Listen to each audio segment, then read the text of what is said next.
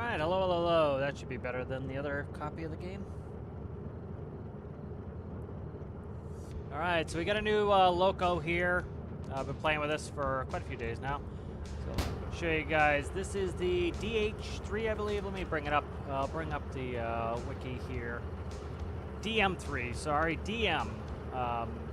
So let's take a look at this. This is a really cool one. This is probably what I'm actually going to build next in Stormworks. If you've been watching the Stormworks, I know a bunch of these guys like Alistair, Aaron, and Citrus have been. This is, I built the DE2, and so this is the DM3. So this is a cool diesel shunter. This is more my speed for some of the mechanics of it. So it's really cool mechanics. So it's a 3-axle shunter. It's a mechanical shunter, which is really cool. The thing with this is actually has a gearbox that operates it. So the way it works is you have the power unit, a diesel motor, and then you have a gearbox, and then you do have a fluid couple, but the fluid couple is at such high pressures that it will still stall. There's no clutch, just like, well, there's a clutch in a tractor trailer, but there'll be no synchro, so you're synchronizing yourself. So it also has a Jake brake, which is like tractor trailers, which is pretty cool. That's kind of your is one of your methods of stopping. It has 2 gearboxes, just like old tractor trailers. Old tractor trailers used to have 1 gearbox stacked in front of the other. Modern tractor trailers have 2 boxes built into one that you switch in high range to low range. So it's kind of neat. You can do lever combinations here. You don't really need to worry about the gear ratios. I know a bunch of people probably have issues with that, but really enjoy using this. It's based off the British Rail Class 03, which I've been looking at these. So as you can see, there's a very striking similarity there. Really cool drive mechanism, so let's go ahead and take a look at that. So linkage is really cool, so I'd like to build this in Stormworks. Probably be the next one. I was thinking of the DH4, but the issue with the DH4 is that it is issue with the DH4 is just that it has it's a hydraulic system, and we can't really replicate that in Stormworks yet. If I can think of some interesting ways to do it, but if you notice here, it has 3 axles. We have a transfer link here, and then it goes into links, and it links all 3 of the wheels. So this is kind of neat. So this will rotate, and these will physically move. So that's kind of neat. Very mechanical, which is nice. So let's go ahead and we'll get a shunting job. Oh, Jesus. And we'll try to get some progress going here. If we look, let's look at the manual in game too. We'll look at the vehicle catalog. So here's the DM3. 2,000 tons on flat, sunny terrain. 2% grades, 500 tons, and 2% with rain is 400. It has an i8 diesel. It has a fluid coupling, which couples it to a 2 3-speed manuals. Front radiator for heat management. So if you're going backwards, I even went just to the farm backwards. It will heat up real fast. So you want to make sure that radiator is in the front if you're going. That is definitely something you can overheat. Engine compression, that's a Jake brake. So the way a Jake brake works is you come in and you have your compression stroke. So the way that I don't know if this is a 2-stroke. It could be a 2-stroke. But anyway, so you have your intake stroke, which brings in the case of a diesel, it's going to bring in your air. Air is going to be blown in. Then you have your compression stroke. It's going to compress the air that's been blown in, and then it's going to inject the fuel. And once the pressure is high enough, it's going to ignite. So what you do with a Jake brake is you essentially, instead of injecting fuel, you don't do that. So what you do is it intakes air. It then compresses the air, but it never lights it off. So if you think about it, when the cylinder comes up and it's compressing air, that requires work. So that kind of gives you a braking force when the cylinder is compressing. But then you generally will burn fuel, and you'll more than recoup that effort when you have your combustion cycle. Combust, push the piston back down, and then as the piston comes up, the valves open and it exhausts. The way that a Jake brake works essentially is you do your intake stroke, and instead of injecting fuel, it doesn't do it. What it does is it compresses the air, which will start to put a braking force on the engine, which is attached to the wheels, so it gives you a braking force on the wheels. and then it will open the valves, and now you have high pressure air going out the exhaust. And so that's why when you hear a Jake brake going, it goes duh, duh, duh, duh, duh, duh, because it's letting that exhaust, that highly compressed air out of the exhaust pipes. So that's how a Jake brake works. So this has a Jake on it, pretty cool. I find it's reasonably, it's reasonably easy to operate. I can understand some people have some issues. Let's go ahead and quickly look at this. Let's grab ourselves a shunting job. Let's go ahead and do this one here. We'll get moving on this. This is, what do we got? Cryo oxygen. Let's go find it first. This has got to be it right here. Cryo oxygen. Yeah, that's oxygen. Yep, that's the oxidizer symbol. So let's do a little tour in here. So pretty simple. Electric starter. The actual starter itself. You have sander, wheel slip, dash light. Press the right stuff. Dash light, as you can see. Cabin light, wipers, front and rear. All right, lighting's a little bit weird. It's that will put it on rear lighting, and then you have different kind of angles and intensities on that. So here would be that would probably, I think that's red on that one. Let me see. I'd have to look at that. Try to put up some of these other ones here. And let's do that one too. So I'm not sure what's up with those on the rear there. All right, so then we have, let's see, some old style. These are not circuit breakers. These are fuses. Fuses are a pain in the ass IRL because once they burn out, you have to pull the fuse, put a new one in. Circuit breakers, nice. They just pop and you just, when they cool off, you push them right back in. If you can push a circuit breaker back in and it stays, it's good. Oil, brake pipe, main reservoir, oil temp, tack. Again, if you're going backwards, you will overheat this sucker because the radiator's in the front, so it's not getting enough airflow. Tack, sand, speedo. Down here you have your fuel gauge, fuel cutoff. This is your Jake brake right here. You have your reverser, which is mechanical, to either go forward or reverse. Sander is right here. Here's your throttle, independent brake. You have gearbox A and B. So right now we have nothing on our back, so we're gonna go over there, we'll hook up. So we're gonna go forward, so reverse it forward. Now, we're in a very high gear, so I can pretty much slam on the throttle, and you'll notice we slowly start to move because we're in a very high gear. So when we're running with no cars, I might as well just put it in a high gear here because it's, we're not pulling any cars to have to do any resistance. But diesel mechanical is very cool. It does have a liquid couple, which makes sense. If you had a locomotive that had a physicalized couple, there might be some.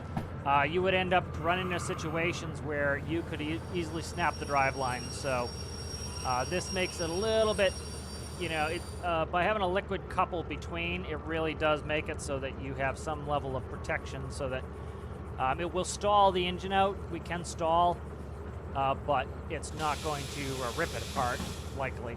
So having a liquid couple is helpful. So I'm just running in really high gear now. This is the top gear because, again, we're just the locomotive, so we're not all that heavy. Pretty much I came to this pretty quickly of how to run it. It's all based off tack. I can do it by ear. I could run manual tractor trailers, so I'm a little bit up my alley for that.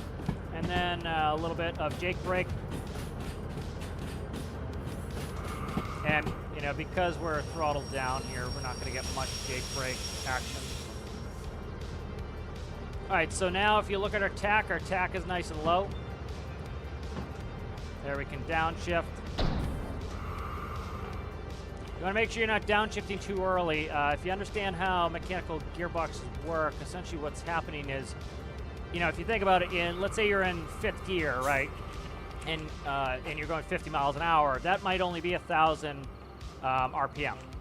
All right, if you are in 1st gear to go 50 miles an hour, you might have to be at 20,000 RPM because of the mechanical advantage of it and the gearing.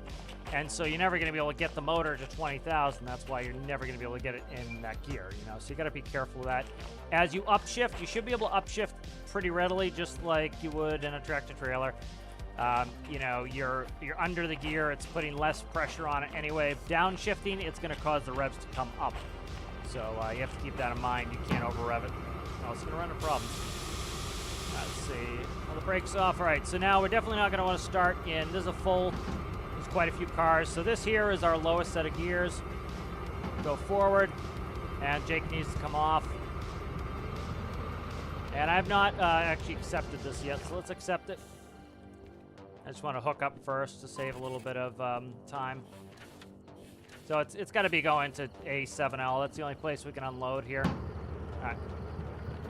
So now watch, since we're in the lowest gear, we're gonna spin here. Let's go very slowly here. Again, it's all mechanical. So again, you don't want to go really too much in the yellow range and not in the red range at all in the RPM. So you don't want to be shifting with your throttle on. If you think about it, the gear teeth are pressing on one another when the throttle is engaged. When you disengage the throttle, you are unloading. There's now a gap between the gear teeth. And so you want to disengage your throttle. So like when I would shift in the tractor trailer without a clutch, I would take my foot off the accelerator. You could feel the gears having some slack in them now. And so now we're up, so we've gone up 3 gears, and this is almost like a high box here. All right, so I'm just watching my tack. At this point, I'm pretty good at listening to it with my ear. That's how I did all my shifting IRL, was by ear. You get pretty used to it.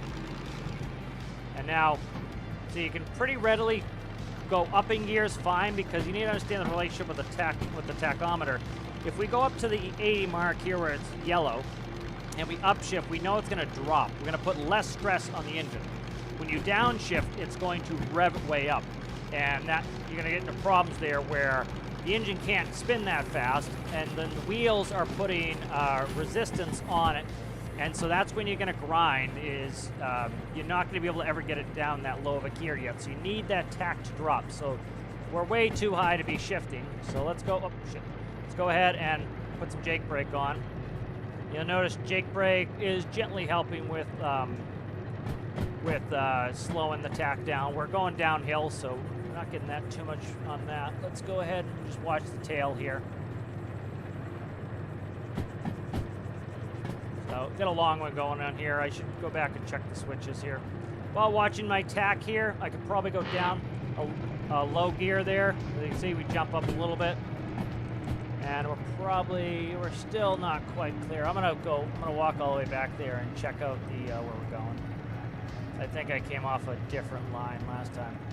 All right, so go ahead and throw on the train brake, loco brake. All right, Jake brake can come off.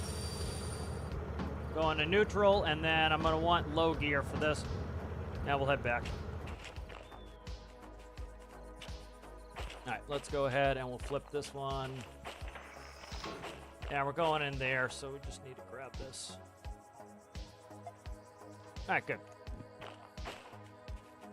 So, if you think about it like kind of in context with Stormworks, it's like if you had 2, 3 gearboxes, right? So the first gear would be a 9-to-1, and then the next range, you pop that up. It's now, I don't know, 5-2 would be 5-2 times 3-1.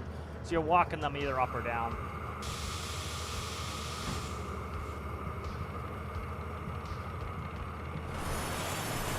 Slip there. Wait for the brake. You can hear the air coming through. The air is still coming through, and that's why the brakes are still applied there.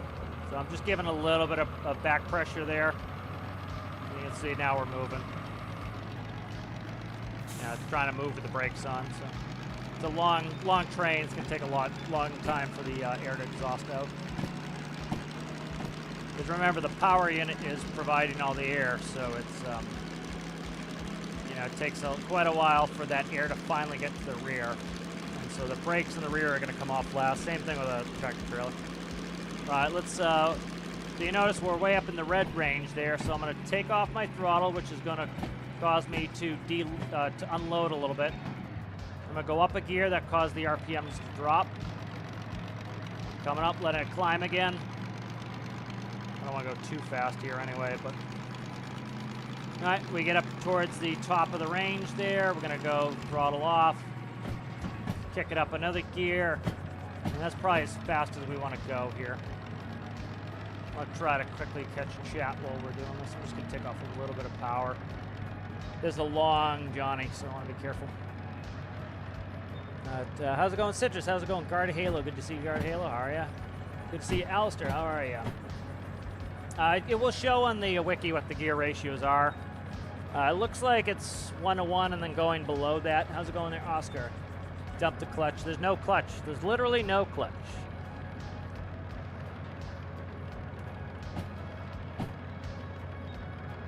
Yep, I like this loco. This is a pretty cool and interesting loco on this. Yeah, let's go look next to it. This is how the wheels are turned. As you can see, rotates there, and then it has the linkage, which moves the 3 axles, which is kind of cool. I like that. So we're not hammering too hard, but we do have to watch our oil temp if we were to be going backwards like this, because the radiator is in the front, and you will overheat. Like even on short trips, you're gonna overheat a little bit. We gotta be careful here. This is a very long train, so what I'm gonna do is I'm gonna get ready for a downshift. If we look, we're pretty low in the range there. We're at 400 RPM. Like that's 400 RPM, not 4,000, 400. So I'm gonna unload a little bit, and then in these gears, these are probably a little bit shorter. So I'm gonna drop some more revs there, and notice, as you can see, we rev up. So again, if you understand the gearing, there's going to be a speed for the lower gear, and there's going to be a speed for the higher gear. And so because there's a speed for the lower gear and the higher gear, as you downshift, see it's going up. So that's how fast I'd have to turn my engine to go the same speed in that lower gear. So we got to be real close on, we're putting some Jake. So you can hear it like going lub, lub, lub, lub, lub. That's the Jake brake coming on. It's compressing air. Instead of firing the cylinders, it's just using them to compress air. So using it as a compression.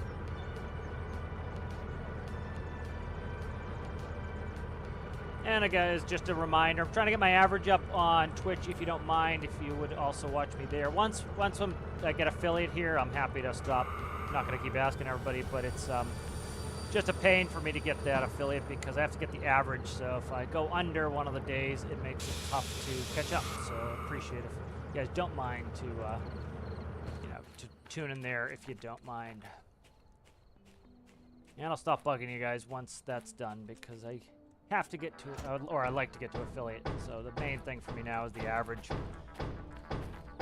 All right, so there goes the oxygen. This is probably going to need a split. Okay, the red light did come on. I didn't notice before the red light's on. All right, let's see. So these are going to 8S, and that's it. Perfect. These are not getting split, so that's good. Sometimes I have to split these long trains up, and I don't. So 8S is all the way to the right. Let's go ahead and get this set up for that.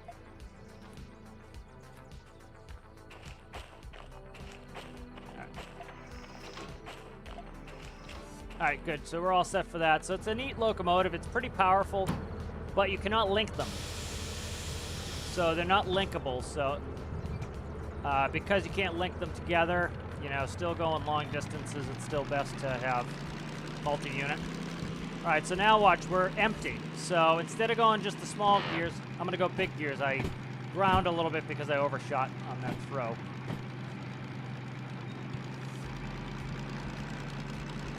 All right, so we're stepping up the ranges even higher now. So now as I shift up, you'll notice the tack goes down. So the tack goes down, so we really don't have to worry about that. You could theoretically lug out and stall going up shift, but usually it's your downshifts that are gonna cause you problems. So like just unload the box by taking the throttle off, and then I should be able to throw it all the way up into max. And now, as you can see, we're at very low revs, and because we're directly connected mechanically, as we go down this hill, you'll notice the tack will start to go up. You can see it start to gently rise as we gain speed. So as we gain speed here, we're gonna gain speed on the revs there. So just this one switch to switch, and we're good. But it's a kind of a neat loco. Yeah, thank you, Alistair. I appreciate that. Yeah, I'll stop bugging you guys once that's done. It's It's tough with an average because the average really can screw you. You get a couple low days and it drags the average down, and then you get some high days and it really helps. So I appreciate that, guys. Thank you. All right, so we're just watching it here. I'm gonna actually click on my rear lights here so that I can see back there too. All right, we're coming up on the end, so I'm gonna go full Jake brake. All right, now sometimes IRL you wouldn't want to be downshifting with the Jake on.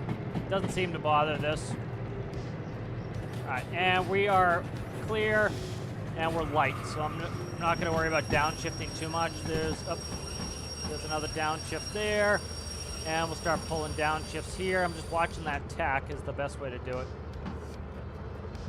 All right, let's go back, and I got to flip that. That's cool. We're pretty long here. I can't see back there. All right, let's, I'm just going to head back a little bit so I can make sure I click the right one. I clicked the wrong one, we're going to be in trouble. All right, there we go. Nice. That was quite a long train here. All right, good. So we'll pull the train brake first because it takes some time for that. If you notice, it takes some time for the brake pipe to come off. Let's see we're building pressure there. Watch the red line, the red arrow. Red needle will start to come down once it lets some air off. You know, so in order to build up some air pressure, I'm in neutral. See, we're building up air pressure a little bit faster there. Don't want to red line it, but. And here we go, releasing the brake now. Which way's release? I think this is release, right? Yeah. Wondering why those brakes don't seem to be coming off. Oh, you know what it is? It's a dual brake pipe on this one. That's what it is. Never mind, it's a dual brake pipe. It's running for both. All right, so I'm just going to put loco on. I don't want to be moving too fast and kick it in reverse, so I could grind up my gears. I'm going to slip a little bit, so I just kind of feather the throttle there to not get into a slip state, and then I'm going to go up a whole gear there. Now, the thing you'd be able to do in real life you can't do in game is I would be able to feel the handle, and you can actually feel the gears as you shift gears. So you should be able to gently push against the tumblers and feel if it's ready to go in or not. And so you do this with the shifter in a tractor trailer. You put a little gentle pressure on it, and you can feel if the gears of the wheels, that's how I think about it, engine gears and the wheel gears, if they are ready to be meshed, right? So essentially the shifter is, you have the engine gears in your hand, and you're trying to engage the wheel gears. And so if the wheel gears are too fast, you need to speed up the engine. So in a tractor trailer, you would rev up the engine a little bit, and that would match the speeds. If the wheels are moving too fast, you can't rev down the engine, so you need to slow down more. So what we usually do in that case is, you know, you step on the brake and let it drop into gear, or you would go a gear higher, because you should be able to rev and grab a gear higher. So if you accidentally, like, you don't want to freewheel, be out of gear for too long. You actually fail your check ride if you did that, freewheeling for, you know, not very long, a full vehicle length, then you'll fail. But, you know, and then you quickly put it into a higher gear, or you can tap the brakes, and usually you can grab that lower gear pretty fast.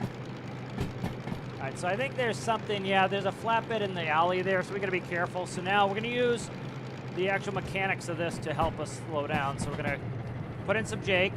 I'm gonna also just kiss a little brake because I don't want to slam in that flatbed. All right, here comes some brake. All right, now I should be able to downshift. There we go, downshifted now.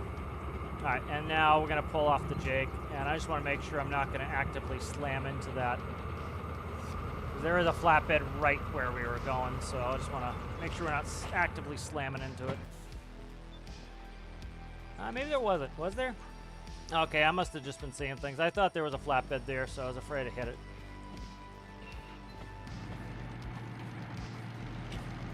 But this is definitely like an operator's type of vehicle. It's, you kind of have to feel it out and get your gear ratios. Like, for example, if we were going downhill, right, what's going to happen? Your wheels are going to be going faster because gravity's pulling you down the hill. So in order to shift down, you're going to have to rev up even higher. So you have to think of that. It's going to be harder to downshift when you're going downhill, so you ideally would like to make your shifts before big hills. So you want to upshift before the base of the hill, and you want to downshift, before you start going down. Or you could get in a situation where the wheels are outrunning your ability to shift gears, and then you're kind of stuck in that gear. You have to be careful of that as well. All right, we're pretty good with lights now. I think we're getting into the daylight here.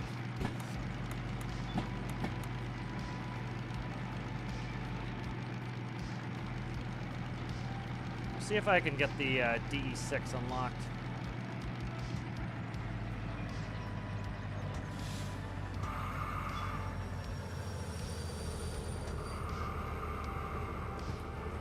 Alright. But this has been a fun one to play with and learn. This is good for larger shunting jobs. I find it's also a little bit easier to view. You get a little bit better view than the DH4s. So the DH4s are probably still my go-to for travel until I get the DE6. Oh, look at that, 15 on the nose. Beautiful. We get the time bonus? We did. Gorgeous. All right, nice. Let's see what we've got here. So that's brought us a bunch of empties. That's probably these empties here that we just put on there. Where are they going? Food factory in town. It's a lot of steel. That's 570. That's an unload from the iron mine. I might have actually taken that one in. Here's the okay. Here it is, right here. Those are the empty cars we just moved. All right, let's see what we have here for locos. Might be ready to go somewhere. Okay, I have my string, so I think we'll let's shift these together with the old DM3. DM3. I always get the names wrong because there's H's and E's and M's. All right. So let's see. We're going to be taking the 4s with us. So we've got 3 4s together, so that's 1,500 tons and a 2% rain. All right, so we have to worry about this with steel. Steel is, as you can imagine, the rails are very, very heavy, so I got to deal with that. All right, where are you going? Machine factory in town. Let's not do that. We might go to Harbor. Let's see. Because I know there's a DE6 at Harbor. If we bring a big amount of money in, we're pretty good. All right, that's from Harbor. So here's one here. That's 500 tons going down there. Oh, shiza. 500 tons going down there. I just saw another one here. This one. There's another set. That's 570. So there's there's over 1,000 tons right there. I think let's plan on taking these 2. And then that one's an inbound. And this will tell you where they're going when you're done shunting them. So, like, none of these are going there when I'm done shunting, except this one.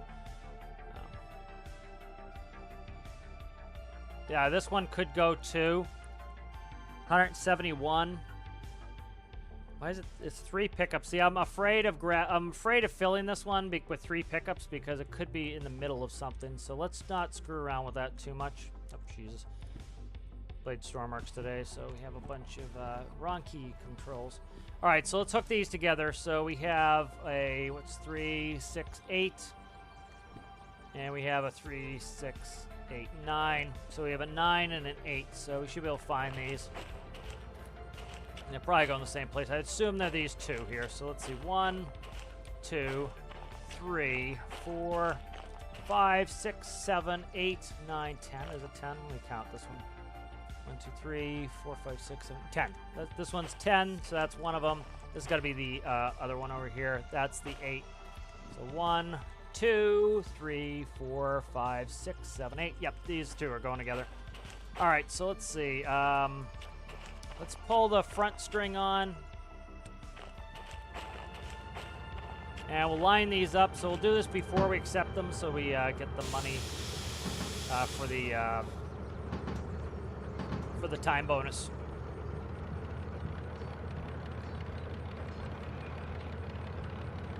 So it's going to take a while to accelerate because we're in a very high gear here, so we don't have much mechanical advantage there. Could put this on the ass. I think I'm gonna put this on the ass. So you see, once we kind of overcome the initial starting shock, it's gonna be pretty fast after that.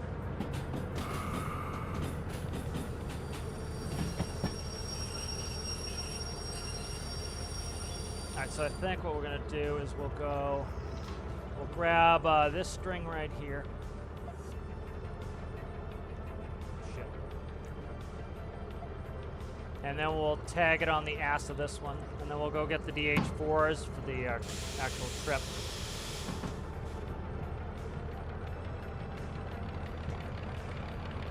You can also press X to kind of crouch down. This one I feel I need to crouch a lot more.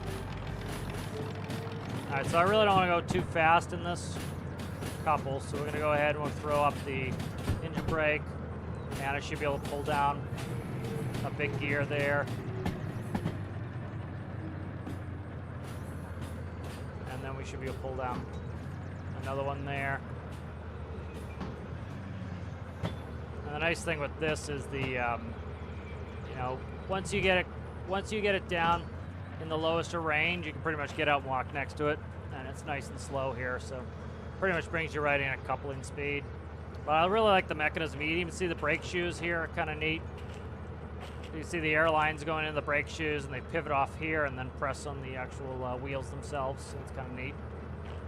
But this one is supposed to be very low in maintenance costs. It's very fuel efficient. I think it has the smallest tank. It has a smaller tank than the DE2 because it's very efficient. So,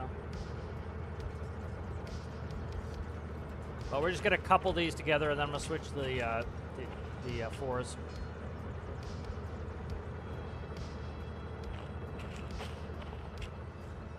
Now let's speed up just a hair. But I like the mechanisms on this. It's kind of cool. So that looks like this is the sander right there. You can see the hose coming down in front of the wheels. And then there should be, as you can see, there's one on the front here. So it drops sand in front of the tires. You can see the linkage here for the brake shoes right there. See all the linkage that links all the brakes together? So they're probably like singularly actuated with the linkage, which is kind of neat. All right, let's get that handbrake off. So waiting for all that air to fill, as you can see, so we can help it along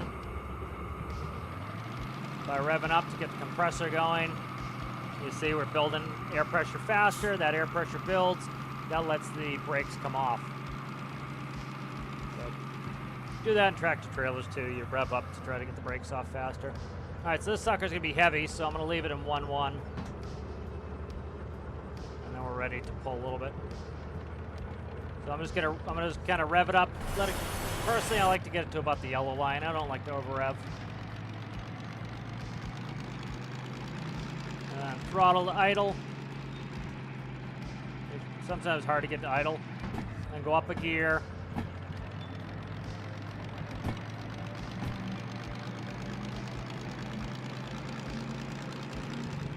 And we're probably not going to try to go too fast here because we have to switch tracks and go right over onto this track here. But this is a strong loco too, so it's good for shunting.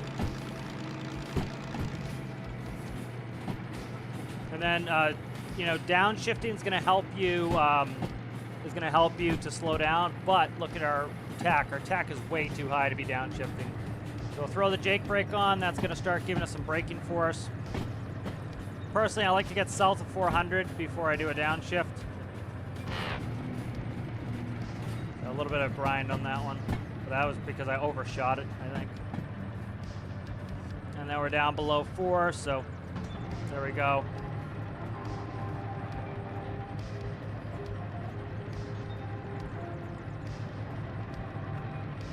So I'm gonna take the Jake off. You can actually hear the wheels sliding on there because the engine braking, the weight of the whole train was overcoming the engine braking, just pushing us a little bit. So this is our track right there. That's kind of a neat loco.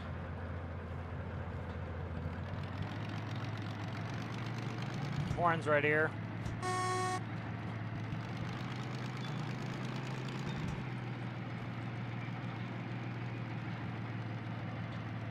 Yeah, I just need to get past this one here, and then we can push in. So a little bit more. We got about one more car length to go.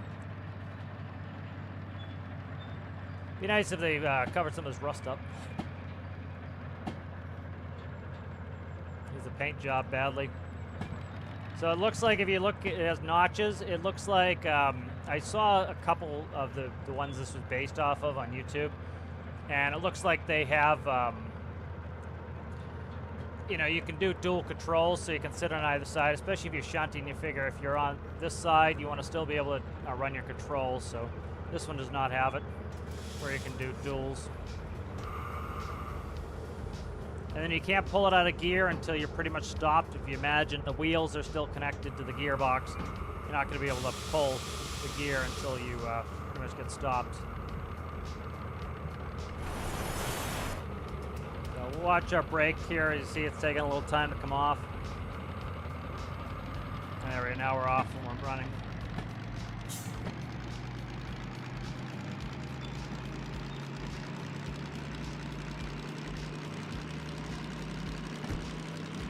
Alright, there we go. We'll just coast in on this.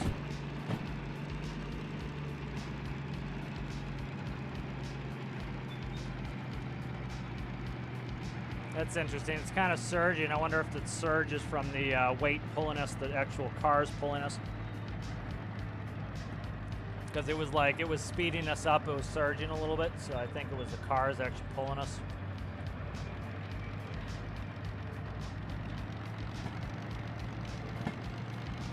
So we'll take this one in, we'll pull the DH4s are in the service bay, we'll pull those out, we'll run service on this real quick, and then we'll bring them up here. I'm definitely gonna have to push this a little bit to get around it. Hopefully with both of these connected, I'm not too long, because that is a distinct possibility right this second. I think we'll be all right. Yeah, we're close. I should be able to push that up enough, hopefully. I just need to be able to get the DH4s past it. Looks like we have just enough space.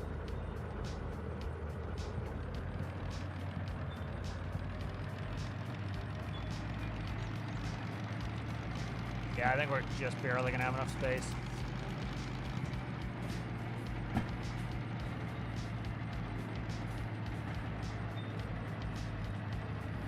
Yep, we're gonna be all right.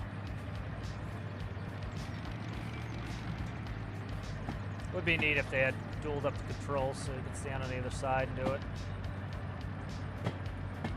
Alright, good, we're clear.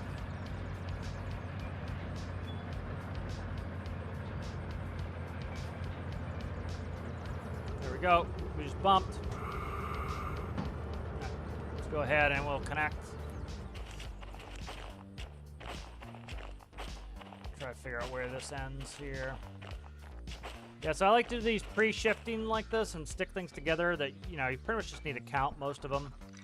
Very rarely, I think you would get two loads that are the same number, so you kind of figure out which ones you're going to end up using and then put them together, and then you don't have to worry about, you know, you don't have to worry about shifting this before we go, because that's going to eat your possibility of a time bonus.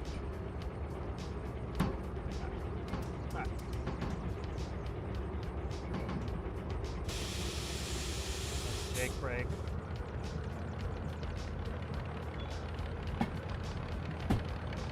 So these suckers are old. I think these are like the 1940s to the 1960s when they stopped building these.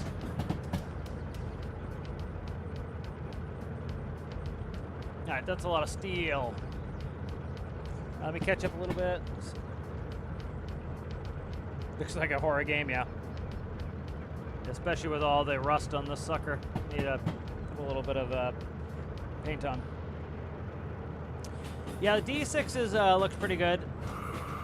It's based off, I guess, a Yugoslavian train, which is kind of neat. I looked at some of the pictures. There are two versions. It's the short nose is the one that they modeled the D6 off of, and the not short nose is really interesting looking. I like that. So real quick, you know, like from for those who play Stormworks, you know, if you understand the basic mechanics of gearing from like the gearing tutorial and whatnot, you know, essentially, you know, because of the gear ratio I'm currently in, right, that's going to have a max speed this train can go, because at, let's say, 800 RPM, the wheels with that gear ratio are only going to be able to go a certain amount. Eventually you're going to hit 800, and that's 800 times the gearing to get what you're actually able to run out of it. Kind of neat. And then you can tell when you're going to hit red line, what speed will hit red line. So it's the wheel speed. What wheel speed will cause you to hit red line. It's kind of neat. So let's go Jake full on. Let's pull a couple gears here. There we go. Pull the Jake off. And then I should be able to go down. Yeah, I'm trying to get these DH4s past me, and then I want to run the. I want to buy the license, so I want to get everything maintained properly before I go. There we go. And then you probably should put it in neutral. I don't think the game beats you up about it, but you should probably put it in neutral. You really don't want your drive line attached while the brake's on. Now let me check all these. I think I serviced these. These are done, service-wise. Let's go ahead and get these moving. Kind of made this my home, the steel plant. All right.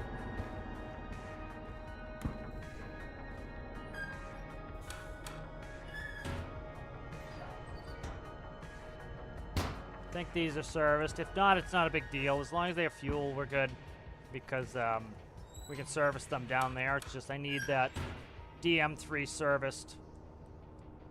Fuel oil, yeah, looks like I filled everything up. I might have to check the front one. But I'm not going to start these yet. There's no point in me burning a bunch of diesel idling. Now, you'd want to warm them up IRL, but I'll get them warmed up in a second here. All right.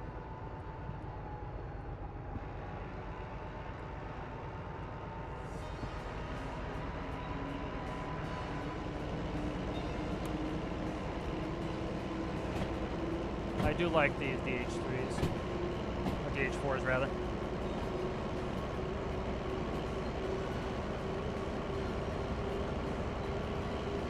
Oh, interesting. I have not seen that yet, Citrus. That's interesting. Could be that little, could be the slug.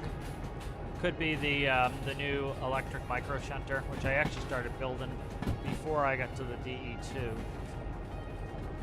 I'll once I play with the electric micro shunter, I'll probably get that out. That'll be good for Stormworks for moving stuff around. All right, so let's go ahead and set the.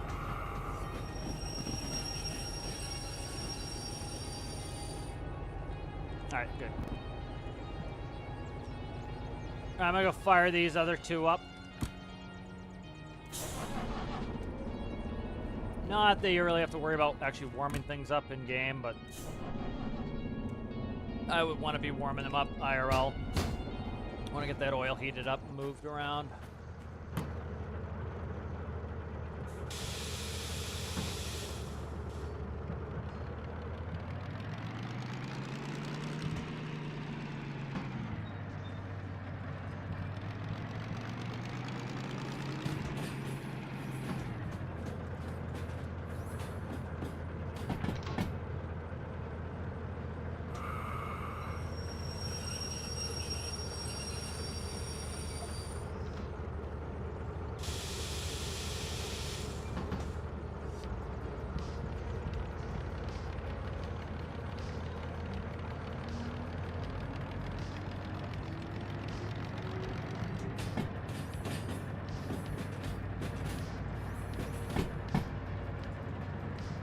All right, thank you, Alistair. I appreciate it.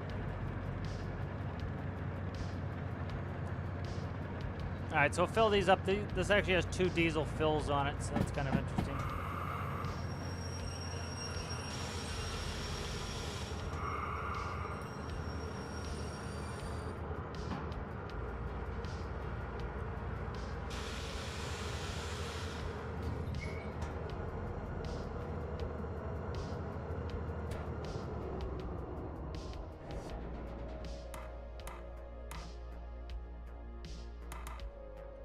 Trying to shut that off. Okay, it auto shuts off. That's fine. There it goes. All right, good. We're good. And let's meant to go out this door. All right, good. Let's go ahead and we'll fill up. It's gonna be a pain in the ass. There we go. That's convenient, isn't it?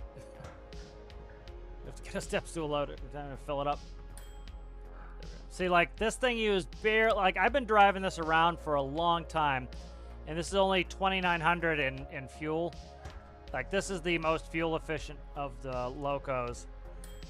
The DH4s are the least fuel efficient. They burn a ton of fuel, but they're strong, so they're good for that.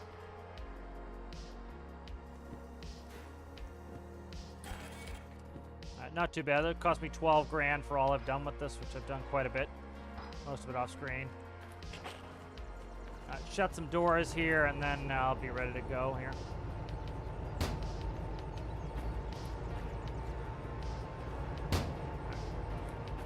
Shut that door. No, I'll shut that one.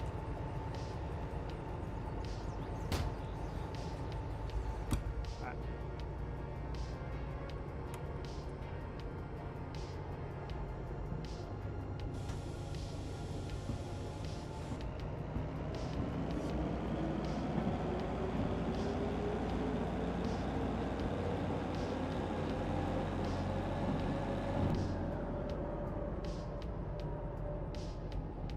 Yeah, it's much easier to operate this than it is the DM3, but DM3 is more rewarding to get good at. You know, like with something super simple, it's like anybody can do it. It's just simple, it's easy, and it works. And you know, more challenging, you know, it gives you something to work towards getting better at it.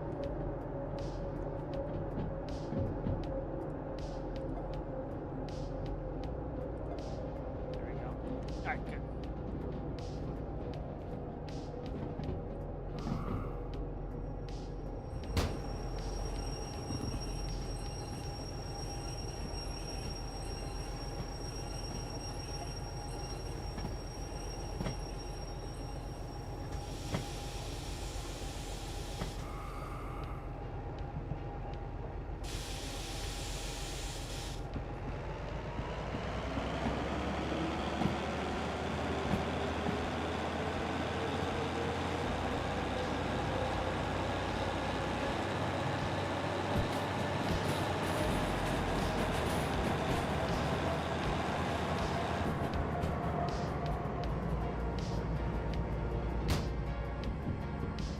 Alright, so we're gonna go buy it, and then we're gonna hook the ass of it, and then we're gonna go accept it.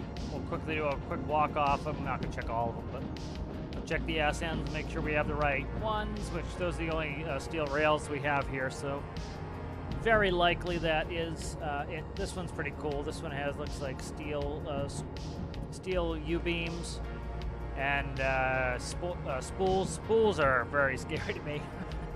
they want to roll, so you hit something, they want to roll. These would go slide in the back of the cab too. Wouldn't be all that fun. Some spools, some looks like completely flat ingots.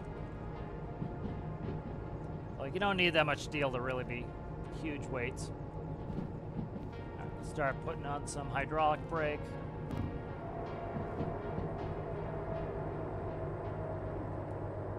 Let's see, we want to go. Yeah, left there is no. Where are we gonna go? Left. I can't tell which one is this one. Okay. Right, there we go. We're good to stop.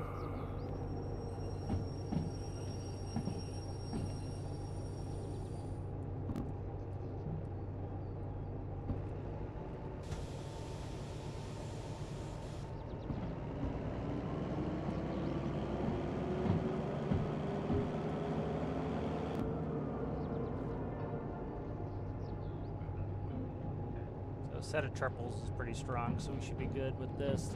Still might have some slow spots there. We're not going the southern pass. We're going to go the northern pass. I want to make it good time here.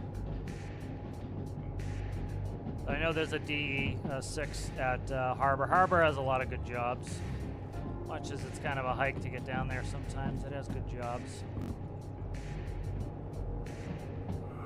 Slows down a little bit here.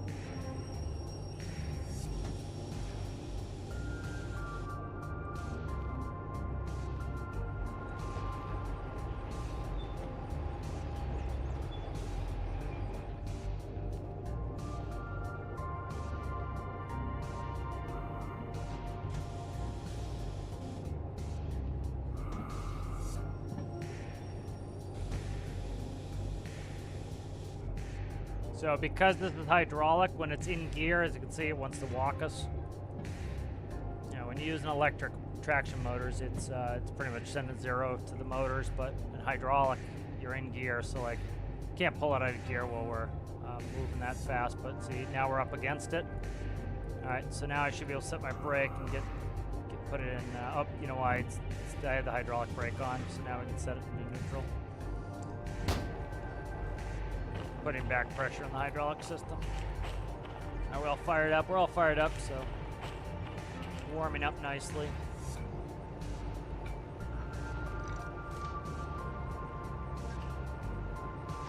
All right, and I already coupled these, but we're gonna go take a quick walk. Yeah, I already coupled these, so we know they're coupled.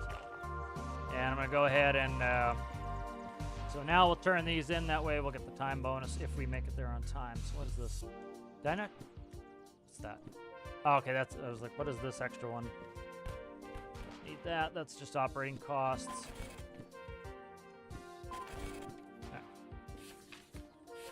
All right, so let's see. So we're checking one of the back ones, 649. 649. Which one? Let's grab the ass of it. 008. On this one? Yeah, it's this one. 008. Okay, there's 008. And we'll grab the other ones, the front one. 181. We're not there yet.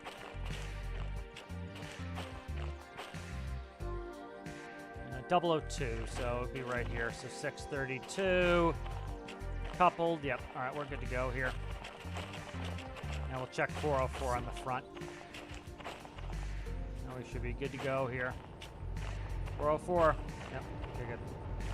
All right, let's check where they're going. Oh, we know where they're going to Harbor Town, but 2I. 2I, good. They're going the same track. So we just have to split them when we get there. All right, let's go ahead and break off.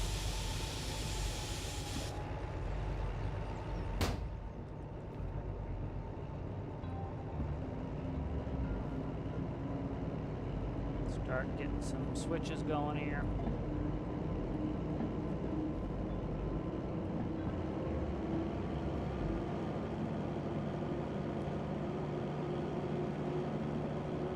Yeah, I think it's the micro shunter. Yeah, I saw something about you had to go do something to unlock something. I think it was the micro shunter.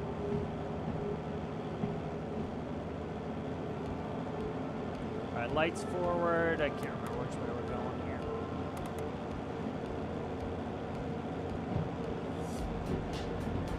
Yeah, that's definitely the right way. Okay.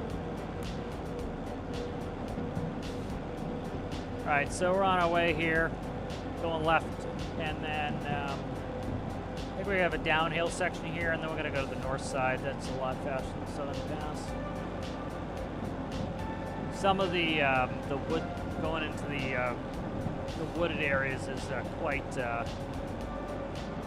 looks quite heavy. I went up to machine area, so I did some stuff off screen. I went up to MF, IMW, FRC. We have a little manufactured home where that little house is just above the farm. But I've yet to be to, where have I not gone? The Sawmill, FRS, CM, MB, military base, and IME I have not been to. So military base run would be kind of cool. We have to unlock that.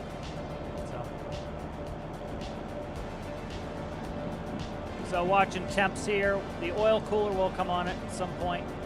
Cool the oil. Has a electric fan oil cooler. And then I think we're still, are we going up? Yeah, we're still going up at about a 2% grade.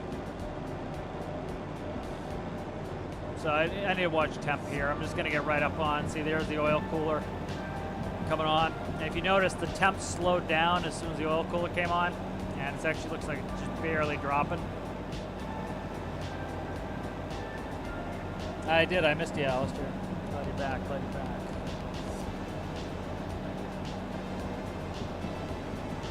Right. excellent par excellence here. So we've got a kind of a little bit of a hanging turn coming up here when we switch tracks. I'm going to keep the power up here as we are going uphill for quite a while here. And luckily we're no rain, so but we have a 1.3 grade coming up through here. And so if we look at the catalog here, we have 3 of these.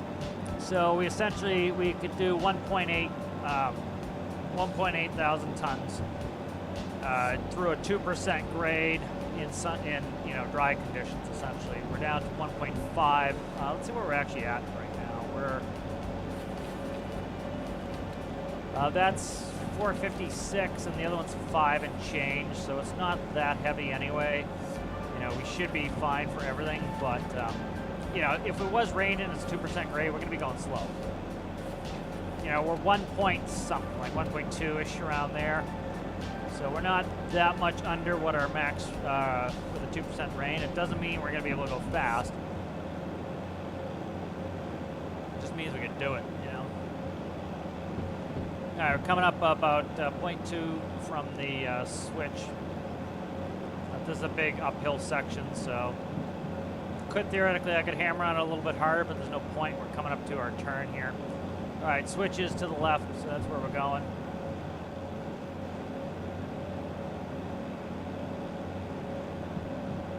So we're coming up here. We're going to make that left, and then we'll go left again, and we'll go to the top of the mountain, the north side, in the harbor. Got a long downhill segment going into harbor. So not that heavy, but we're pretty heavy. We are heavy. Not extreme, but it's not a cakewalk either. So we gotta keep an eye on it, I didn't check the weather, and I don't want to get hung up if we start going slow. So let's see. All right, let's start pulling some power off here. And so we're still, I think, going up a little bit of an upgrade here. Yeah, you can see 0.6. So if we went to the right, that's up 2.3. So that's quite the grade to be. I think it's just up to there, though. You got to keep that in mind. If it was raining, that would start getting pretty hairy. So slow down about, I don't know, 10 kilometers an hour there. Don't necessarily need to go this slower on this turn, but a little bit of caution.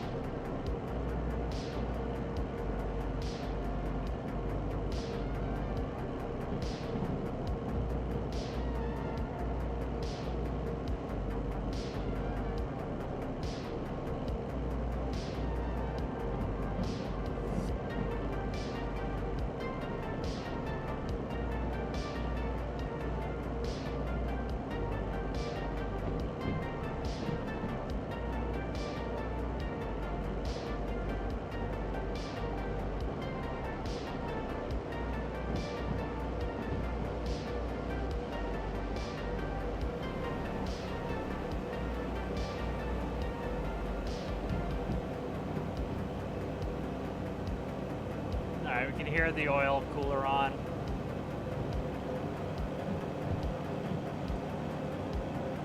All right, and we're going left again.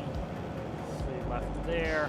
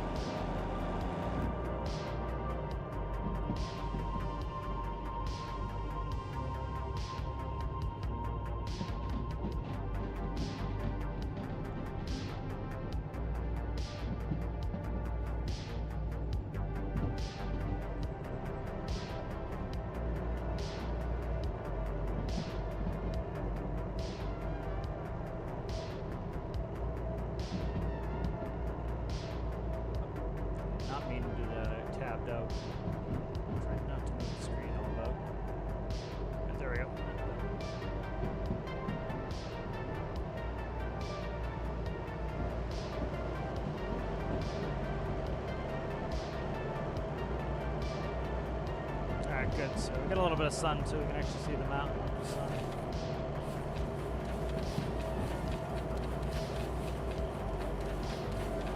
There we go. Where do we go? Charlie? Say Charlie? Charlie 2I. Yeah. All right, so Charlie. So we're gonna want to back down Charlie. We're not gonna. Well, it depends. We could go in forward. That's not a big deal. We could go in forward because we can switch out on the end. We have three power units though, so some of the tighter tracks it's tough to get 3 units turned around. So we might just back down it. So we'll go past and then we'll back down it. I think that's probably the safer bet because if I get in the point where I can't get the power units out, I'm gonna have to split them up, and that's a bigger pain in the ass. So probably just back down it. There's the oil cooler coming on.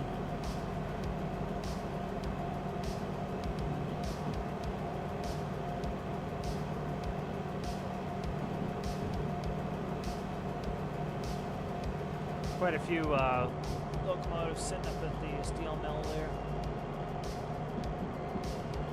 Grabbing the military would be kind of cool. Let's look at my money where we're at. We're at 279 and whatever this one gives us. So check the money on these. So these are 17 plus another half on that. So like maybe let's say another 40s. Yeah, so let's say 40 to be kind of conservative. So let's say another 40. No, that's going to be more than that. Let's say another almost 50, I'd say. So because it's 200 for the 6. So keep that in mind what we want to spend the money on because military contract's pretty expensive too. So and it's a hike to get up to the military base. Oil pumps, oil fans on again.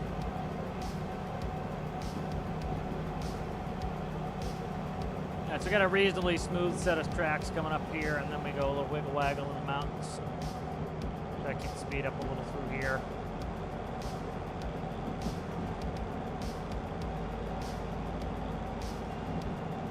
Big mountainous vistas out there.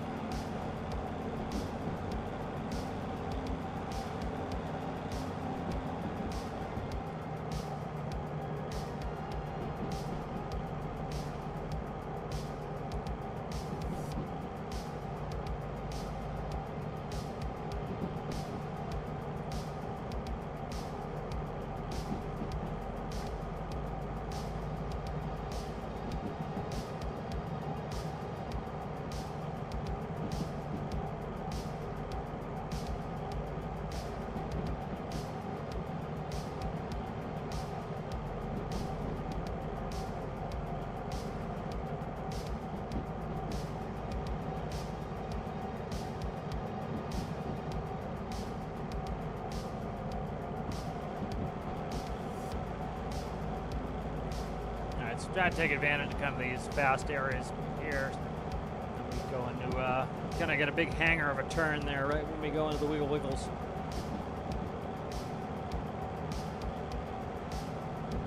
I wonder if that's that garage to the south, to the southeast of the harbor. Is that a little bit of? Well, there's a couple. You can tell there's a couple dead ends there, which could have bases. So that's interesting. Curious when the next update's going to be. Yeah, they have one in February.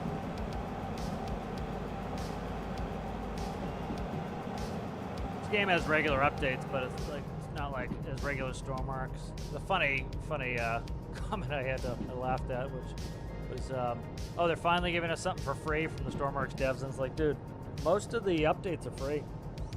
You know, there's 4 majors a year, and then there's minor updates, at least I'd say 3 between the majors. It's all free. It's like most of the updates are free. Some people are silly. Alright, so this is kind of a hanger of a turn, so I'm just keeping an eye out here. That one's actually not bad. It's the one after the switch that we have to worry about.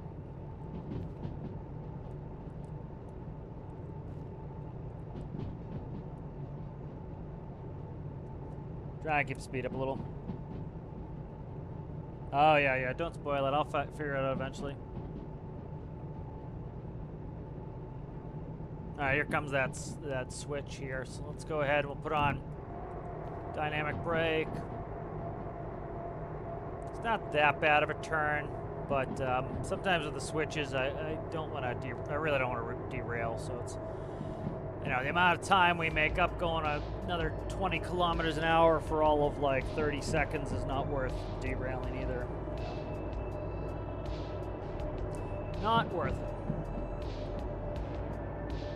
And we go into a tunnel, which is kind of just like slow down for a tunnel.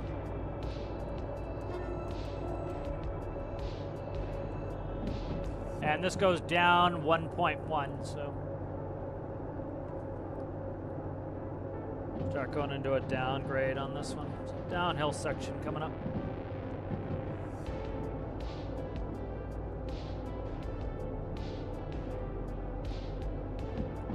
The D6 too, you have regenerative braking, so it's kind of cool.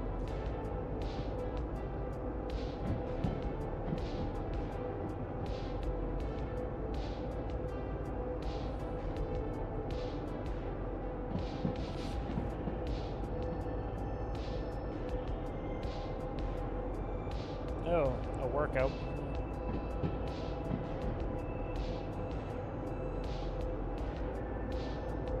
Yeah, that's like Alistair's comments. Fixed steam boilers, like they're fixed. They've been working for a long time. Like I don't understand what these people are like. They can't figure something out, then they say, "Oh, it must be the game." It's like, dude, like look around. Like you see all these people posting things in the workshop to work. It's like, look at all that stuff and be like, "Oh yeah, it's something I must be doing if everyone else can do it." You know. I get it. It's frustrating when you can't figure out what's wrong with your build, but it's like, if you actually attribute where things are, then you can get stuff fixed, you know? All right, so you see we're gaining speed because of the downgrade, so just running with that dynamic brake on, and then see we're going around that hanger of a turn right here, so it's like a 90-degree course change, so trying to keep the speed in check going into it so that I don't have to brake too much through it. I'm gonna actually put a little brake in right now. So you can see as put a little bit of brake and you see the brake application right there. So just a little bit of brake. You don't have to slam the brakes on full time. See, we're just barely dropping off with that much brake application. So. And just gonna wait for most of that to get around the corner there. All right, now we can pull it off. And there goes the dynamic brakes. There we go. So that was the one turn that I wanted to make sure to slow down for. Nice to get a day run on this. Usually it's nighttime by the time I get on these runs. Alright, let's check the map. Alright, so in the wiggles a little bit here. It's not too bad going through here. Also don't need to hammer. There's no point in hammering.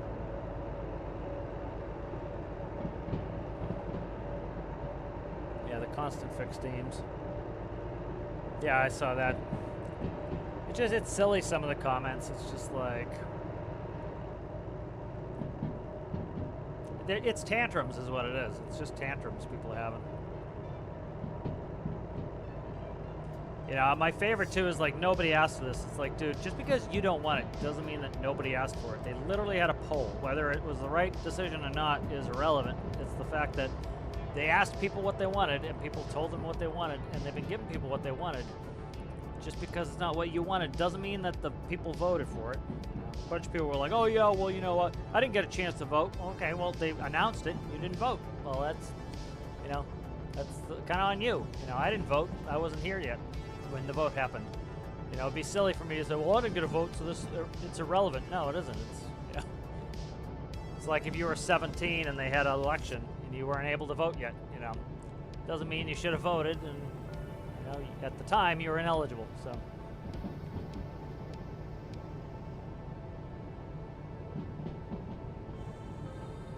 Yeah, I think it's silly. It's like you know, the funniest was that that comment the person had that was like, oh, finally something for free. It's like, dude, most of the updates are free. They come like, we get an update, we get a communication every week. You know, we get an update usually every 2 weeks, and they're slowing it down to like maybe something every 4 weeks. You know, so that's 12 free minor updates a year and 4 free major updates a year. And you've had 3 DLCs that are $10. You know, it's pretty damn reasonable, but you know, some people have this this silly notion that people shouldn't be paid for their work, you know?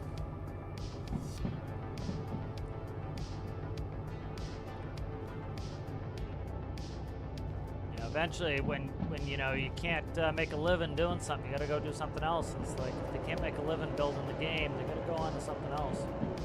It's just the way of it, you know. It's a job. You know, it's our hobby, but it's their job. You know, they need to make a living on it. And so, if we want our hobby to be continually serviced, we need, you know, to pay people. You know, if your hobby's bowling, you're going to pay more than $10 to go bowling. If your hobby's the movies, you're going to pay more than $10 to go to the movies. Yet you get paid $10 for a game and you lose your friggin' mind. I don't get it. Just whininess is what it is, frankly.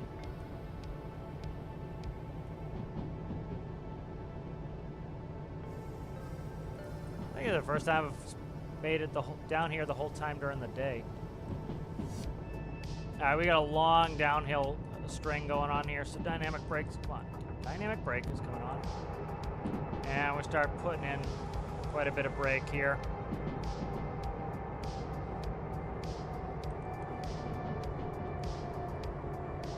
Stripping some speed off here. And you watch the application, so drop the brake application off that just a little bit.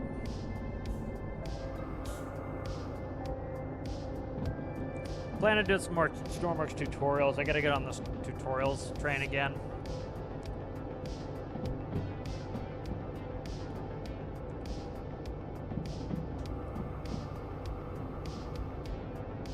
This is all downhill coming in here, so I don't want to hammer too hard through here.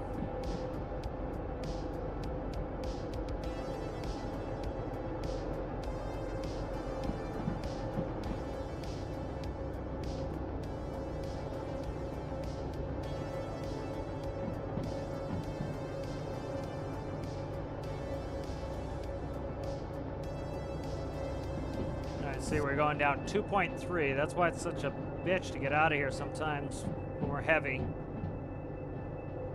2.3 grades. And it's a fast run down, so you gotta be careful heading down too fast. Pull a little bit of brake off here.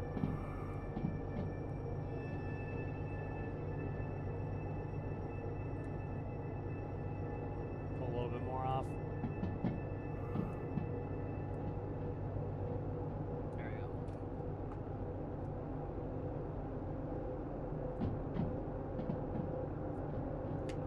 It's not too bad, like, you know, just from my standpoint, like, I get better at, like, I changed my methods, I'm getting better at a lot of stuff, like a bunch of stuff now, but pretty much all my transmissions, when you put it in park, when you put the brake on, I have it go to neutral now, so I make some changes, and so going back through is not a big deal. Like, I wasn't going to touch anything until they, you know, until they got the, you know, when they fixed the, supercharging, you know, they got that done pretty fast. There's no point like going in and working on a tutorial change with that, but there are times when it's worth it. Like,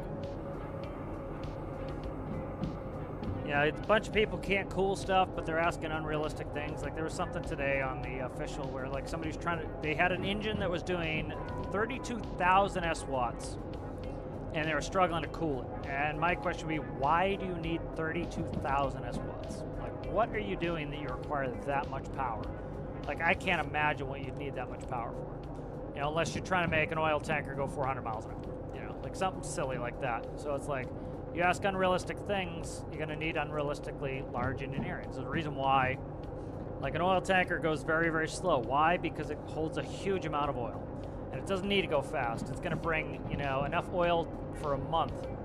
You know, it takes, you know, a week to get there, but it has enough oil for a month, so it's more than fast enough. You know, as long as you get the next one in there in a reasonable amount of time, you're good, you know.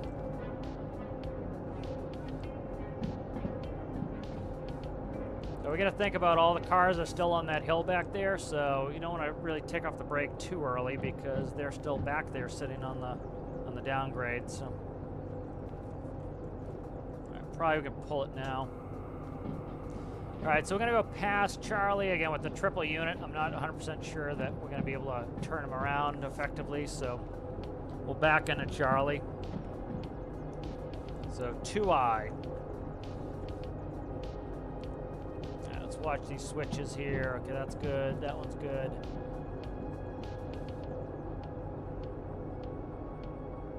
Yeah, if I could just barely see Charlie over there, but I can't tell what's in there, so I'm gonna back in. That's just gonna be easier and safer.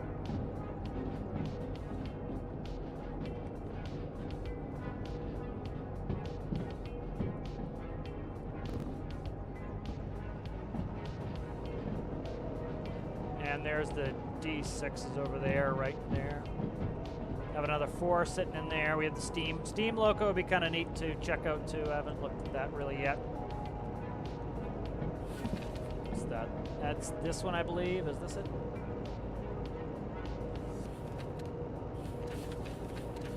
Maybe it's this one. Yeah, it's this one.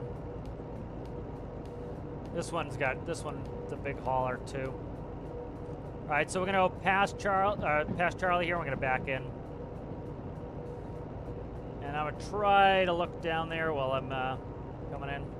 Let's see, where are you going there, guy? Okay, I gotta flip this one here.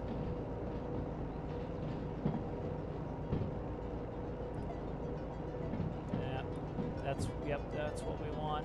That's gonna flip itself, but I want to get this one behind it. I'm gonna get the one behind it.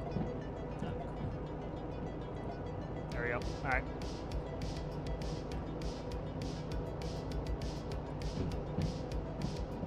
Can't get that one yet. There we go. All right, so I didn't have a chance to look down Charlie. I'll just start backing down there. I'll get off of it and back in.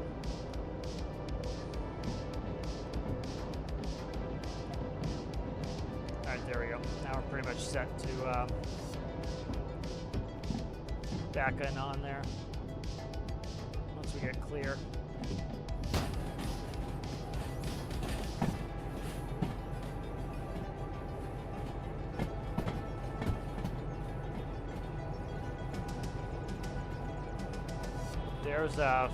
There's some excavators from the machine. The mine. Probably going to the mine, I'd say.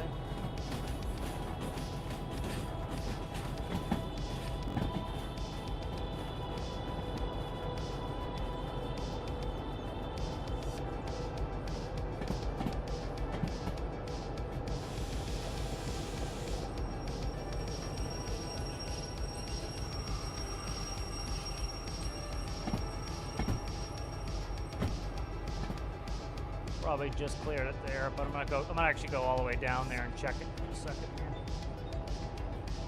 Let's break it up.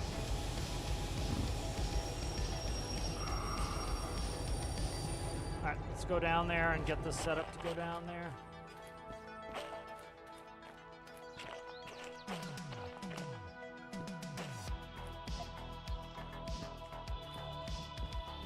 Sorry, a lot of fast traveling here. Alright, inbound is right. Ooh, Jesus, what the hell is that? It better be 2i. It is 2i. Okay, good. Alright, 2i's right there. Alright, we're going in 2i. Just verify. 2i. Yep, we're good. Alright, gotta get all the way back there.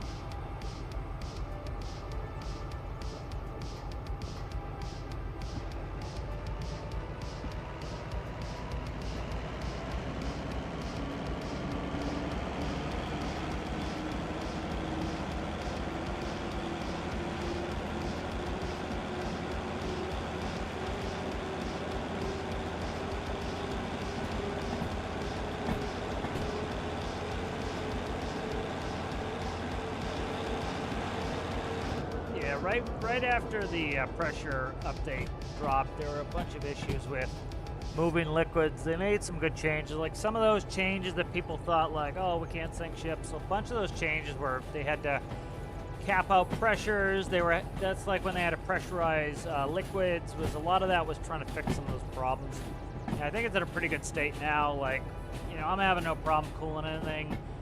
I'm running pretty much everything with a small impeller. Like you can get really, really good flow rates out of a small impeller at really low RPS.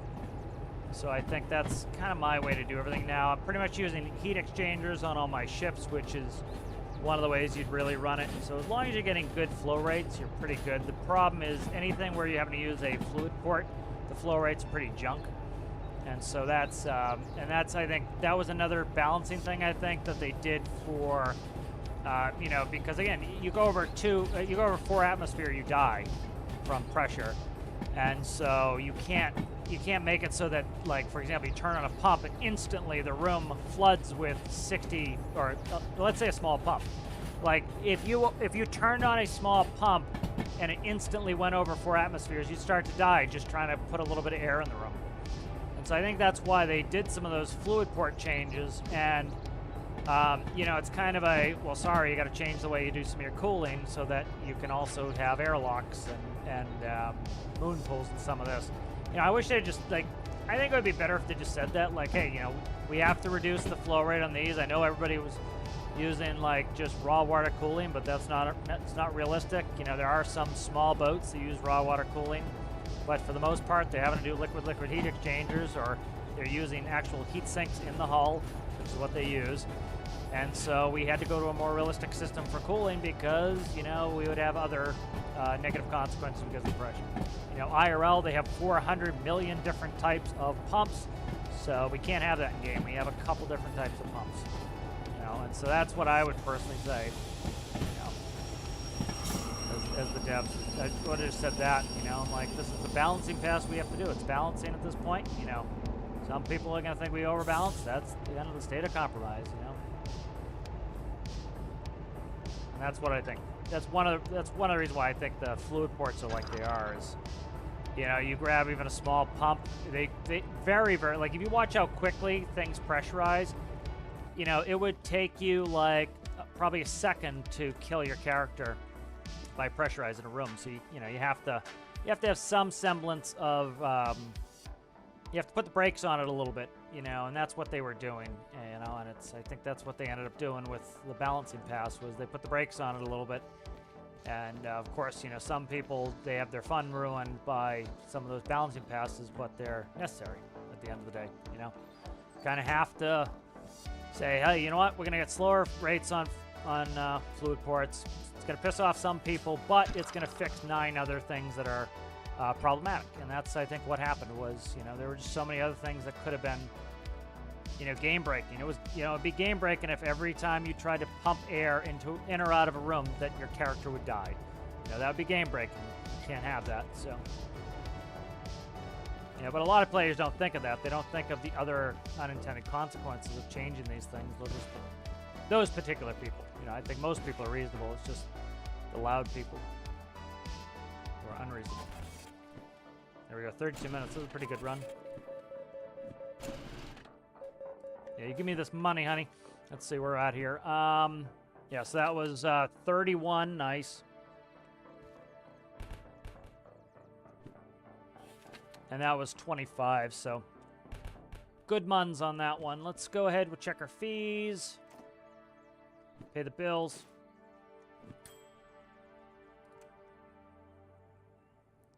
Which one is that?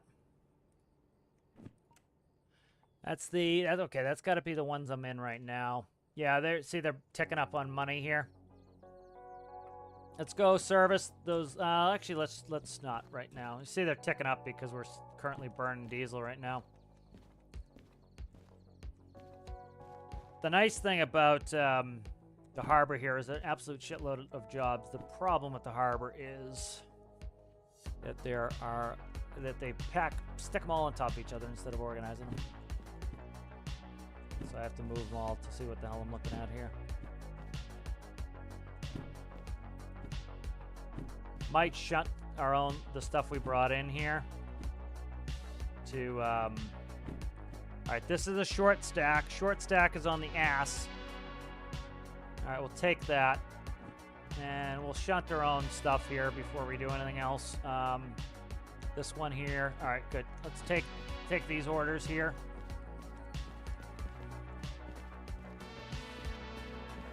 All right, so we're gonna go shunt our own loads here.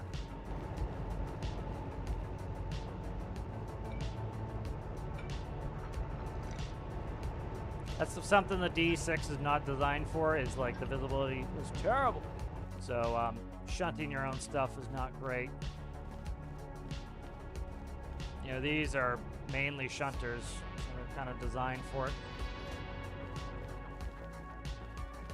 Let's see what the ass on this one is. What's the ass on this? I can't see anymore. Okay, that's fine. I'll find it. I'll find it when we see it hanging down. I can tell by the brake too. So that breaks off. Breaks off.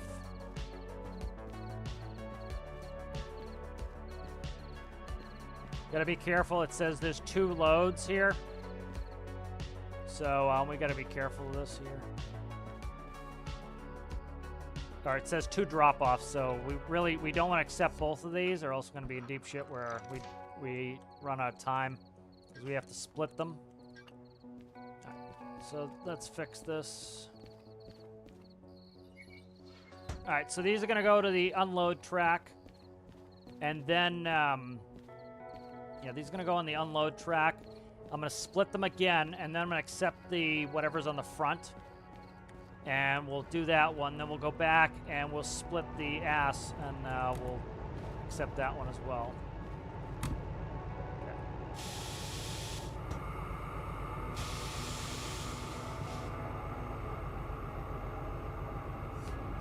Because we know where they're going. There's one unload track here. There's one unload track in most places. So. We know where it's gonna send us. It's gonna send us to D, whatever. All right, so let's go. I want to ass in.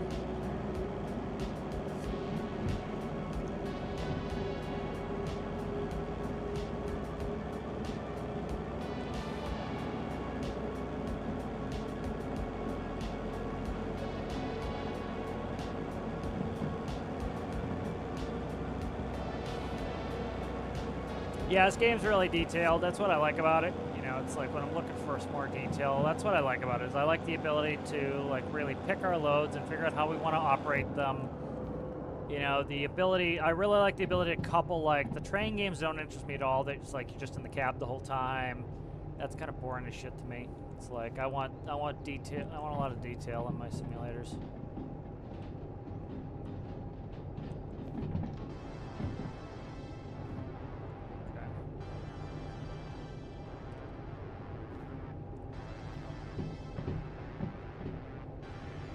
See if I can't get any of these on the way by.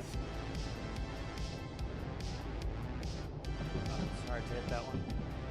No, it's too far. We gotta go quite a ways to get this switched anyways, so.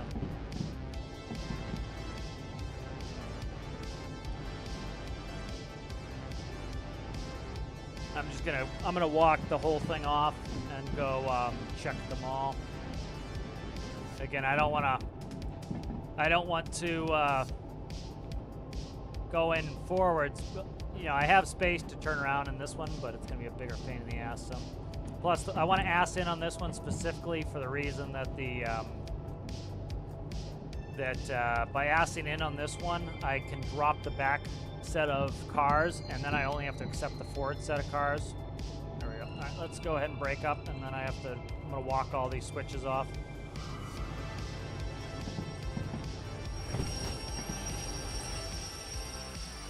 Do a bunch of teleporting for those that it makes nauseous.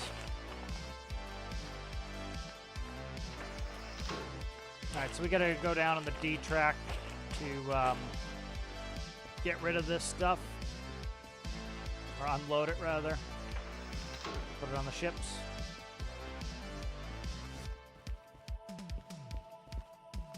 That's good. That's good. Let's see. Are we going to the loader track?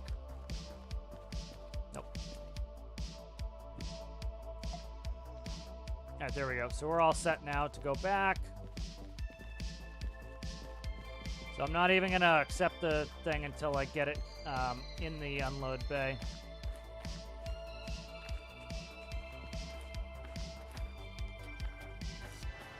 I was actually really starting to miss the F key movement and storm arcs. Like, it definitely has its place in this. It makes it easy to move around the vehicles and do everything you need to do.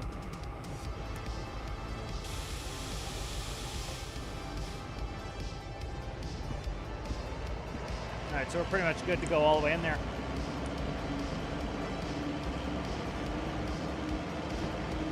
Oh, yeah. Had a little bit of an insurance problem there, yeah. 200 tons of hazmat. I can imagine that would not be good, yeah.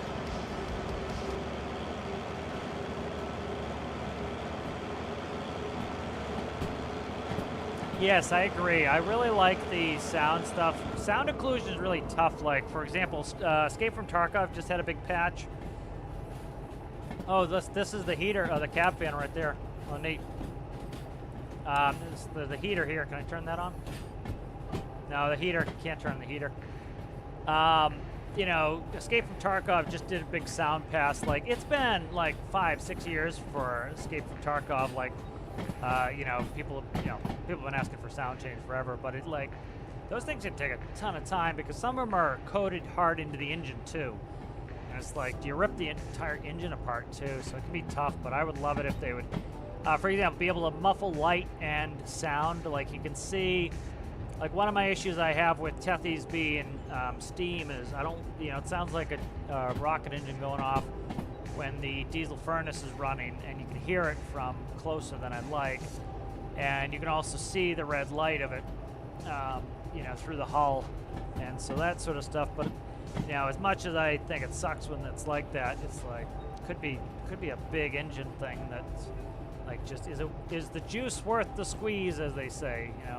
It's a lot of work for a little bit of change. Is it worth it? And I don't even know the answer to that.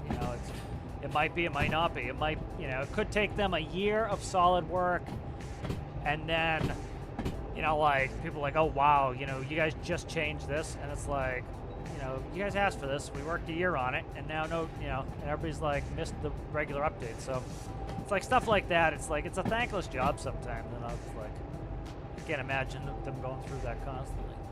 Like any developer, it's like, it's such a thankless job sometimes.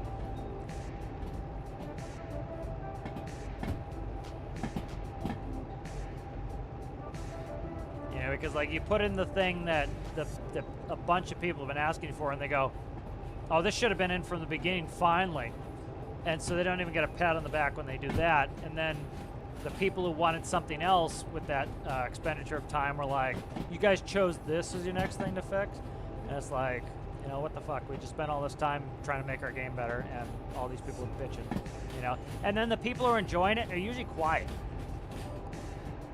That's the thing, is that's why, like, I go in, like, on a weekly basis, and I'll say thanks for the update, because it's like, imagine if, like, all you ever heard was negative shit, like, you just put in all this work, all you hear is negative shit. It's like, you wouldn't put up with it either, and it's like, so it's good for people to go in and, like, because often the positive people make the mistake of just being quiet and just, like, enjoying it and quiet. So sometimes you gotta go in there and just be like, oh, thanks, that was a cool update, I appreciate that, Because, it's so easy for, like, just to constantly see all the negativity. And it's like, one thing I thought was great was when, when the Stormworks devs got all those death threats and everything, which was nonsense. A bunch of the community who was just quietly playing the game and enjoying it really came out and were calling them out on their bullshit. You can read some of the weekly updates, and it was just hyper negative. And then you had a ton of people just being like, hey man, I wish this had come out in better state, but thank you guys for working on it and putting out all the hot fixes. It wasn't necessarily like glowing. None of it was kissing the ass. It was just like being human beings about it and being reasonable. And but you noticed there was a huge spike in that because people had it, because they, like, they were enjoying the game, and you have all these negative people acting as though the majority of the people are not enjoying it, and that's just not the case. It's like, you know, it's not the case. But the problem is sometimes, you know, the people who are enjoying a game, like I went and did my review of the game at that point because it was like I hadn't even reviewed the game yet. And it's like that's the sort of thing that often they, you know, when they do something right, they don't even get acknowledged. And so you kind of need that acknowledgement too. All right, good. So what we're gonna do is we're gonna put in this first set. I'm going to accept it, and then I'm gonna split it so I can get the numbers, and then I'm going to unload it, and then I'm going to put the first set away. Then I'll come back, I'll attach the second set, unload the second set, and then I'll accept that one. That way I make sure I get my bonus for everything. All right, good. So let's accept the first set. Oh, excuse me, pardon me. So it should be the Long John, the other two. It should be the longer set because we took it out the way we pulled it in. So let's see. It's this one then. That's the longer one. So it's got 2 drop-offs. You got to keep an eye on that 2 drop-offs. That will screw you if you're not careful. Because if you look, we pulled that. We already did. We're already at D7S, or D7L rather. It's going back on, some of them are going back on 1S, and then some of them are going to 2S. This is where you can get really screwed up. That's why I didn't accept both of them at once. Doing a split with both of them can be brutal. Because you might have to split the 2, and you're just not going to get the time bonus if you do that. All right, so we want to check right here, and I want to find the ass end of this. So 181. There's 181. I hope I didn't fuck this up and do it backwards. Okay, here it is right here. I was right on the money. 632 is the ass. All right, so 632 right here. And then 181, there's nothing. Perfect, I was right on the money. Okay. So this is kind of been my method to make sure I always get the time bonus is just kind of get ahead of it a little bit.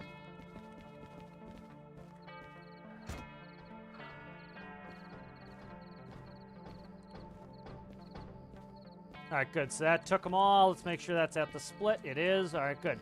So now we're gonna have to split this up. It's going on the eye tracks again. So we already know that 1 is the one we're pre-selected for. So let's find which ones are going on 1. Either the front ones or the back ones. 404, it's the front ones. So we need to go on 2S. All right, so let's see. Can I get over there? Probably not from here. So I'll start moving us, and then we'll get in there. All right.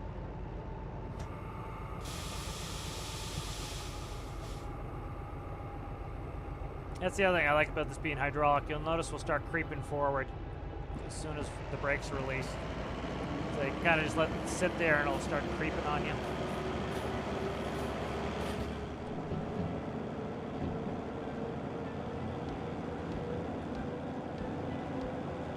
All right, so we're going to pull this first set up, and then all we have to do is once this is all put away, we'll turn it in, and then we'll go and we'll hook to that second set, accept that one. And then that one just needs to be unloaded, and that one I think is a double put away, so.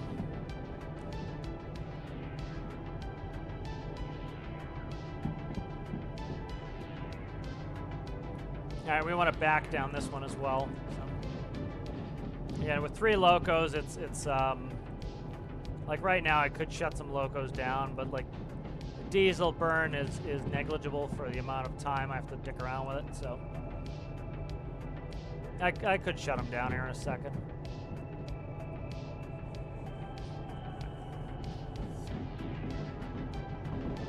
When I go to do the switch, I'll shut down 2 of the locos because we're pulling empties from here. Like all of our heavy movement is already done. Like I could even jump in the D2 if I wanted to save some fuel, but we'll just run this because then I have to go service the D2 and you get a big financial break if you service it yourself.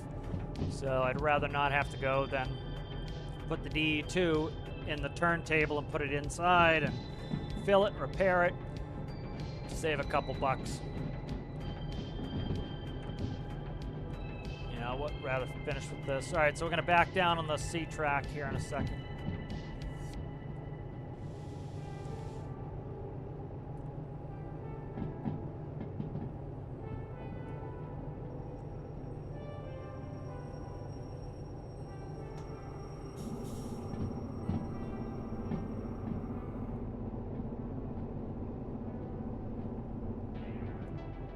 I'll get us moving backwards, and then I'll go over there and switch them out. A second here. Alright, there we go.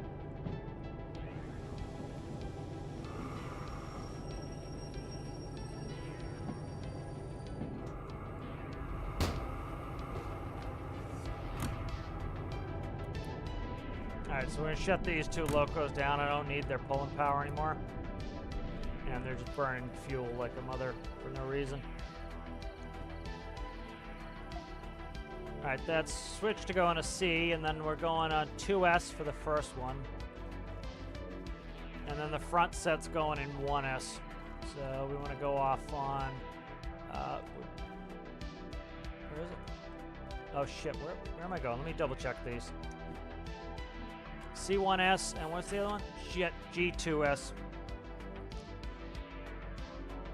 Alright, that's fine. I'm going to drop that in 3L for right now. I'll drop it in 2I, actually. Drop it in 2I. And then I'll put that one in 1S. That's full. It's always full, and I got a ton I got to stick in there. Alright, let's see. Are we going in the right one? That's fine. Alright, in the back, I just got to verify the back. Could actually push this past the switch for G, but whatever. I think we'll be alright. Let me check this real quick. I misread it. 632. Yep, that's going. Alright, so we're alright. We'll do it this way. Not the way I would do it if I had read it correctly. This is why I don't like to accept too many shunting jobs at once. It ends up a little mistake. You're in trouble. Not gonna get the time bonus.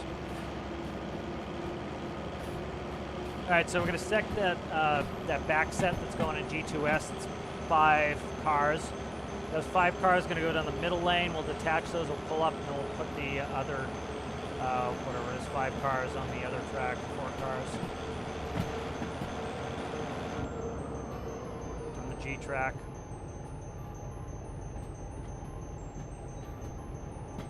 There's 2 more DH4s over here. Quite a string going.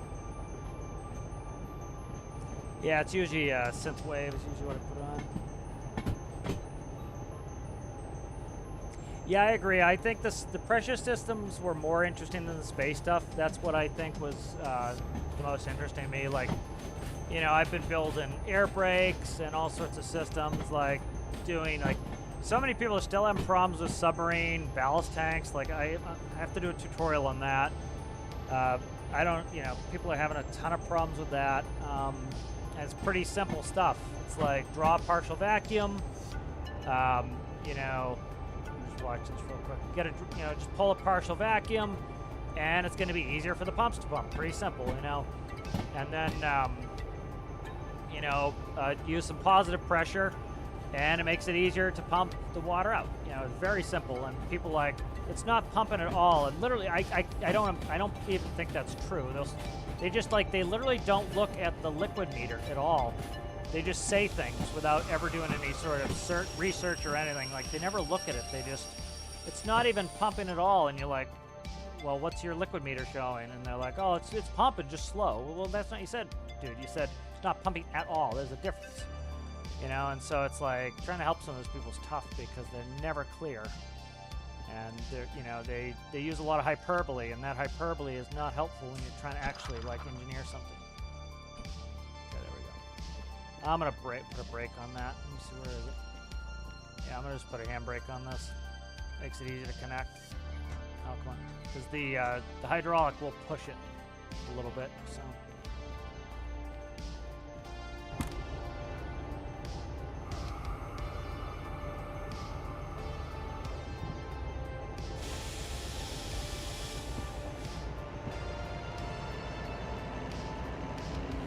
Alright, so we're going on that left track once we clear here with the rest of these cars. Then we're going to snatch that and we'll go bring them up on G.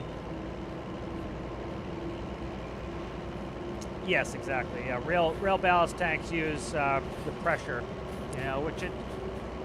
Yes, it's possible. That's what I do. So, like, in my pilot whale, which, you know, was on the live stream, I built that for a Big Man Challenge. Pretty much what you do is, you know, you vacuum out the air with pumps. And you store it in tanks. And so you've taken all the air out, or some of the air out of the ballast tanks, and you've stored it in storage tanks. And so that's at high pressure in storage tanks now. So it's up around 60 atmospheres stored in tanks. And then what you do is you pump in. So now because the air pressure the water pressure is greater than the air pressure inside, even if you didn't have pumps, the water would flow in because the water is at 1 atmosphere, you know, around the surface. When you go lower, it's at a higher pressure. But the water is at 1 atmosphere at the surface, and the tanks are at, say, 0.5. The water is going to come in naturally. Like, I even started with the pilot whale. I started with a system that had no pumps well, it had no water pumps. It just relied on air pressure. You had air pressure that was below the water pressure, water came in. You had air pressure that was greater than the water pressure, water went out. And then I wanted a faster system, so I went to this, which is more practical. And then, you know, so when you want to push the water out, all I use is a valve. So now you have 60 atmosphere air pushing the water out. So the air pressure goes way up. And when you do the pumps, now it's helping the pump push the water out. And so it works really, really well. The problem is, you know, there is a balancing issue that some people, you know, they have different thoughts on where the balance should be. And so some people, if it's not moving at 10,000 liters per second, it's not doing anything at all.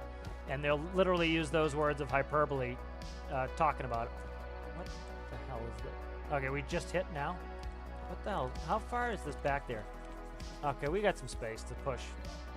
Like, it looks sometimes like it's completely full already, and it's not. It's just needed. So, like, they'll use a lot of hyperbole, which I think is just counterproductive.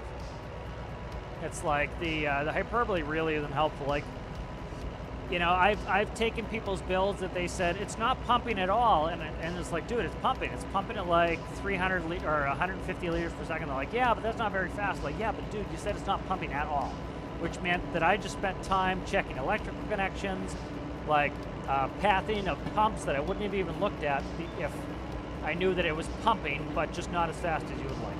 You know, because that's a balancing thing. It's like it's not pumping as fast as I would like. There's a big difference than it's not pumping at all. You know, like I did a test the other day. I pumped out 29,000 liters into the diesel cellar, and it took me 13 minutes to pump out 29,000 liters. And for me, that's perfectly reasonable. Like, you know, because I put it in the greater context of the game, I think about the fact that, you know, with diesel sells for $3 a liter. So if you're doing 29,000 liters of diesel, right, for $3, that's like, you know, that's $90,000 you just made. You know, so in 13 minutes of pumping, you just made $90,000 in game. You know, and even if it was this, you know, even if the rate was the same, if you doubled that, now you just made, you know, $180,000, you know, in 26 minutes. You know, that is really, that's a lot of money in a short period of time. And then, so if you make it so you can pump out your sellable liquid products too fast, it makes other elements of the game completely obsolete. You already have this. You see players who don't want to do anything that's not meta, which I think is ludicrous, but you have people like that who they don't want to do anything that's not meta, the fastest, the biggest, the best at all times. And so you get in a situation where it's like, well, then nobody's going to do rescue missions anymore if you could make, you know, 90 grand in 13 minutes. Now, of course, there's travel time, but like this is the same group of people who they make oil tankers that go 300 miles an hour. You know, it's like, you know, and then they'll complain about getting bored. It's like, of course you're bored. You got every penny that you ever needed in 10 seconds. You didn't earn any of it. You just like, well, you know, it was barely any time investment for you to earn this. So of course you're bored now. Of course you're not going to go do a rescue mission for $6 grand. You know, that's why I don't like having too much money in Stormworks. Like I always try to like, if I make a lot of money, I spend it on the next stage or the next thing we need. Because you need some money sinks. Every game has money sinks. And the whole point of those money sinks is to give you something to earn. For example, why am I over here humping these cars around doing all this stuff? Because I want to unlock the DE6 and I want to unlock the military base. You know, or at least military 1. Like if there was nothing for me to go spend my money on, there were no money sinks. If I didn't burn a shitload of money in diesel here, there would be nothing for me to achieve. And so a lot of people aren't understanding that that's why they put in some of these things as balance. It's like it would not surprise me if part of why fluid ports have that limitation is also for balancing perspectives. You know, why did they only go to 60 atmospheres on the large pump? Part of it's a balancing pass. You know, it's to keep it so that you're not able to print money out of thin air instantly. You know, if you want to print money out of thin air, just put it on the custom menu and give yourself infinite money and buy whatever you want. And a bunch of the community does that. They never, ever, you know, do anything career. They only ever do custom, which is fine, but, you know, a big part of what I find enjoyable about the game is having that money constraint, you know?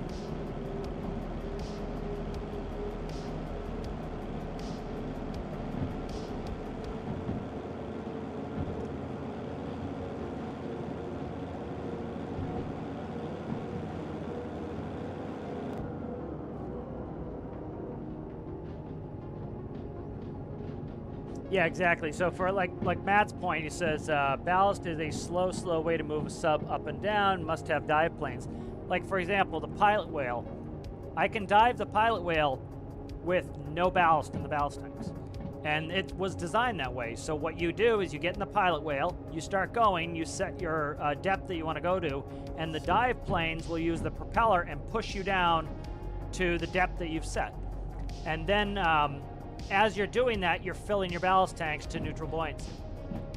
And that's what, you know, they do. And then if you stop, you know, let me make sure I'm going on the right track. We are. If you stop, you can then set the, you know, the ballast will then bring you all the way to the bottom, you know, and that's what is designed. But, you know, so it takes me, I think, what was it, 7 or 8 minutes to fill the ballast tanks, I think, which I don't think is unreasonable. And it doesn't mean that you can't dive for 7 or 8 minutes. You can dive right off the bat. But as you're traversing through the water, it takes 8 minutes to get to neutral buoyancy. I don't think that's unreasonable. It does, I would say 8 minutes is pretty long. Like that's how long it takes for me to get in my, in the airlock, which can be, you know, that could take a while. You know, it's kind of sitting around doing that, especially if you're playing multiplayer. I get that. But, you know, that's part of the balancing pass. You know, so maybe if they doubled the fluid port speed, I think that would be reasonable. It wouldn't be overkill, you know, but a lot of that's balancing. People will cry and complain about balance. It's like, the game needs to be balanced. There are going to be things you don't agree with as far as balancing, but, you know, sometimes it's just, that's the way it is. It has to get a balance. You know, you're gonna hamper some, where are we at? 2S? 2S is that outbound track there. Okay. 2S, right? G2S? Yeah, okay. So we're going to go past it, and then we're going to pull in on this, that 2S right there, and we're going to back these down.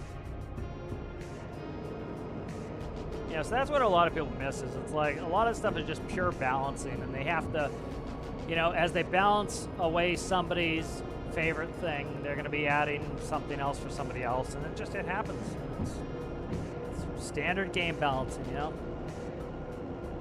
Yes, the pilot whale bomb incident. Blowing up pilot whale. You know, it's one of the reasons why I built the sub. Well, you know, Big Man's challenge was the main reason why I built the sub, but, you know, I wanted to build a sub too for the fact that, like, you know, get some tutorials out there. I've yet to do it. I've got to do it, but, you know, part of it is, you know, I want to be able to just, like, these people who think it's impossible, like, just give them a quick tutorial of, like, this is how you do it. It works. You can see it works. Like, 100% it works. You know, it's like the people who keep, like, literally, Alistair was talking about people still complaining about, you know, Steam's not working. It's like, dude, Steam's working. Like, all the Steam that I have is working. Like, what are you talking about? You know, well, oh, I can't pump water in. Okay, well, that does not mean Steam is not working. That means you cannot pump water in. That's different than Steam not work, you know. Be specific. Like, that's the problem, is a lot of those people, they're just hyperbolists.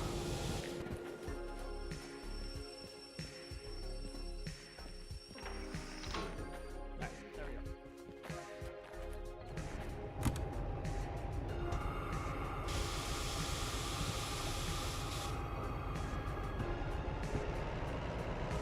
Yeah, they have a Bitcoin miner in Tarkov. Played a lot of Tarkov last night. That was nice. Nice break. Oh, did you, Alistair? Yeah. Like, the only sub that really interests me to build right now is I would like to build a home sub. But that would be, like, I even started, like, I was starting doing a submarine tutorial. And I was like, I'll build the shell for the home sub. And, like, you know, because I think that's a super cool idea, is to have a sub that's a home sub. And it has aircraft in the sub underwater. And it has elevators to raise them up. That's an idea that really appeals to me. I'd like to do that, but that's a huge job. That might be an after Tethy's job.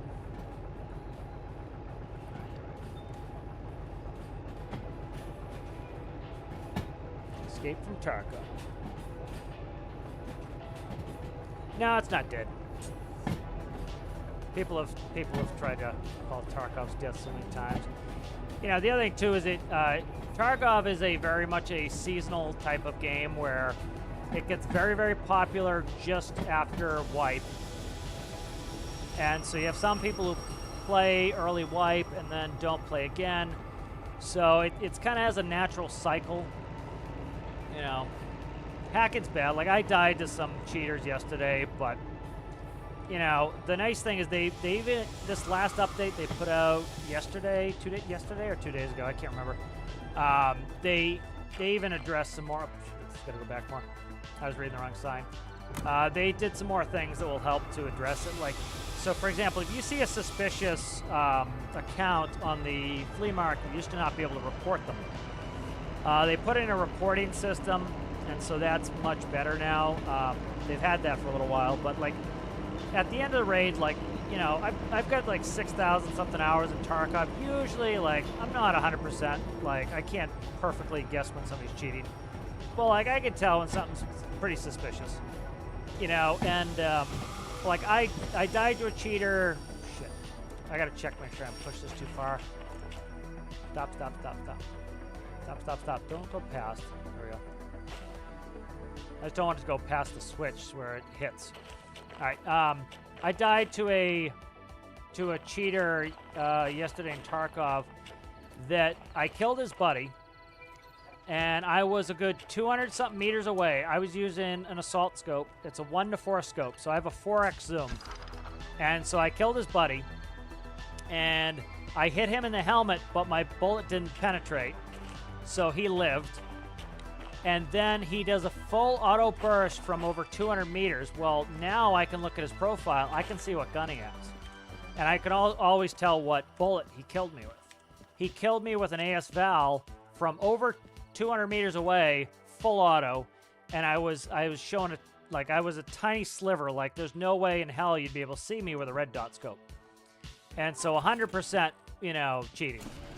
And it was just, you know, and I don't think he turned the cheats on until I hit him in the helmet, and then he was like, "Oh crap, I'm gonna die," and then he turned on the cheats and he aimbotted me, you know. But it, you know, it sucks when you die to the cheaters, but it's like, you know, you kind of, you know, I think Monk and I got pushed by cheaters yesterday. He had a really expensive kit on. That's one thing they do, is they have these cheats where they can see, like, they can see how much money your kit's worth. And so, like, if you have, like, Monk had he had a thermal on, which the thermal's worth like 400 or 500 grand. And so the cheater, you know, I think the cheaters were kind of pushing us that raid. Like, if you have junk on, you don't see as many cheaters. If you run good stuff, you see more cheaters. Because they leave you alone because they're like, oh, he's got nothing I want, you know? And then when you have something they want, they'll come and kill you, you know? All right, so let's go handle that other one that we brought in.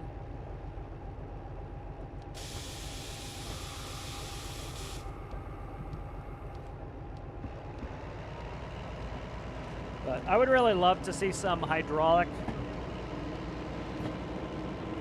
Yeah. The other thing you can tell too is some of the stats you can kind of tell. Like, for example, if somebody has like a 2,500 hour account, doesn't mean that they're not cheating, but it probably means it's less likely they're cheating. Part of the thing that I have, like, my own hypothesis on why a lot of people cheat is Like, back in the day, you know, I'll put on my old man hat. Back in the day, like, there were no mini maps. Like, you had to actually learn the map. They didn't have radar where it showed where the players were on the map if you spotted them. There were no wall hacks. Like, nowadays, those are normal features of a game. Like, they literally put wall hacks in every Call of Duty. Like, you press some gadget, you can see through the walls. And it's so ludicrous to me. Like, you know, playing, you know, old-timey shooters. And so, like, that's, like, Nikita's, you know, probably more around my age, so he, you know, he makes his game where it's kind of old school. Like, there is no map on Tarkov. Like, you have to know the map. There is no radar. Like, you can't spot a person and then you see it on the radar. You know, you have to listen for people and you have to look for people. You know, and people can sneak up on you and you won't see them. And there's no wall hacks. And so a lot of these people grew up with those things in the game. They grew up with wall hacks. They grew up with radar. They grew up with all this bullshit. And so they can't imagine how anyone would ever play without that. They're like, how do they know where people are on the map without? And so their justification is, oh, so those people must be cheating too. And so they assume everybody is doing what they're doing as a way to cover it. It's like the people who don't want to pay taxes are like, you know, oh, everyone is cheating on their taxes, so it somehow justifies them cheating on their taxes. You know, so it's a false claim, you know, like that. And so I think a lot of those people, they, let's see, do I want to, let's switch this over. Let's not, I won't screw with the, I was going to change my locals. Let me do this last one first, and I'll just service them.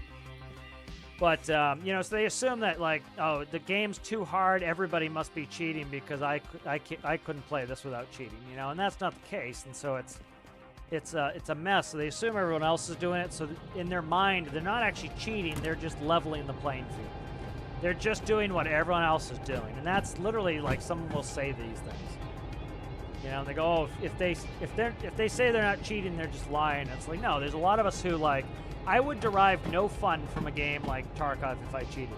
It would not be fun. I don't understand how it's fun to anybody. Like, you know, I don't even like to play with good gear. I play with generally, like, now, this point in the wipe, I run good armor most of the time. If I'm solo, I'll run absolute junk and trash. And I run good stuff if I'm running with somebody else because I don't want to get both of us killed because I'm running crap. So I'll usually run some better stuff. But like when I'm solo by myself, like I would prefer to run junk because it feels like it was my skill that got the kill, not that I bought myself a tank kit that, like, of course, like, I killed this person. I have the best armor in the game, the best bullets in the game, and I have the best gun in the game. Of course I killed them. So it's like I have no sense of satisfaction when I kill somebody when I should have killed them, you know? And so, like, why would I be excited if I did what the bare minimum of what I should have done, right? So if I have like a junk kit and I go up against a really, you know, geared player and I kill them, that gives me a sense of satisfaction. Because I like being the underdog. And so it's like cheating has no appeal to me because it's like you're the exact opposite of the underdog. You can see the map, you can see where all the players are on the map, you can see where all the best loot is. You know, you don't have to, like, ever worry about anything. You know, you can, you know, if they have aimbot on, you know, they don't even have to aim, they just have to aim in the general direction, you know. And it's like, I don't understand how they get any satisfaction out of it, you know. Like, how is that fun? Like, you know, I love at the end of a raid when most of my kills are headshots because I don't use aimbot. So they're headshots because it's skill. I took my time, I had patience, or I, you know, have developed good aim over all these years. And so I get a sense of satisfaction out of it, you know. Yep, press vest, steel helmet, a little bit of nice ricochet on that one.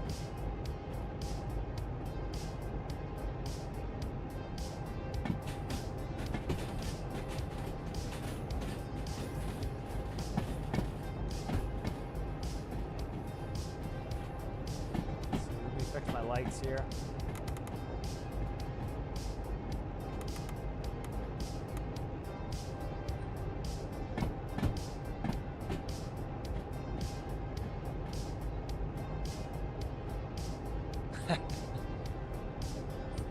I gotta do my taxes. My taxes are a pain in the ass to do, so I still didn't. I didn't have to finish last year's too. I paid last year's, but I gotta fix them. It's a pain in the ass.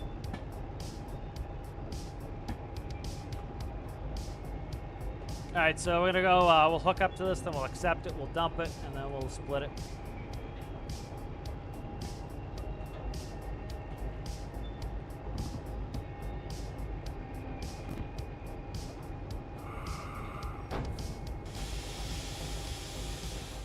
Oh shit! Gotta watch that. They're pushed.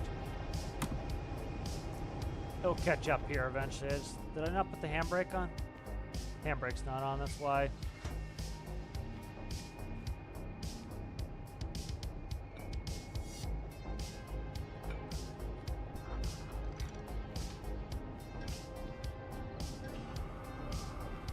It was neat. I was looking up some of the history of this coupling method because this is not what we use in the U.S. And, you know, they used to use, it was just a hook and a 3-link, very large chain. And so they just linked it. It was very interesting kind of looking at some of the history of it. All right, so we've already got that on D7L. G1S, these are going on, and 6S. G6S, G1S. Okay, so G1S, is that where we put the last one? I don't know. We're on 2 or 1. We'll see when we get over there. So it's going on the G track, upper GI. Let's actually go over there first. I want to see where, I don't know which order this is going. I should check that first. So 1S is all the way to the left. Is that clear? I think that's clear all the way through. All right, so we're going to pull through 1S. Dump the 1S, and then we'll put on 6S, which is on this track here. So we'll plan on, let's see, are we going to be going in headway? We're going to be going in tail first. So set up for 1S first. It doesn't matter what side the other one's on, I guess. I should have checked that, but we'll go and check it real quick here. So we're set up for 1S. If I need to change it, I'll change it when we get there. Should have checked it while we're at the load here. Because there's one car we're pulling off. This is when it gets annoying. They have you pull one car. Let's see. We have 008. All right, 008's on the ass, so we should push 6. All right. Let me check this real quick. Yep, 008's on the ass, so we should go in 6 first. All right, let's go ahead and set the brake. Take it out of gear.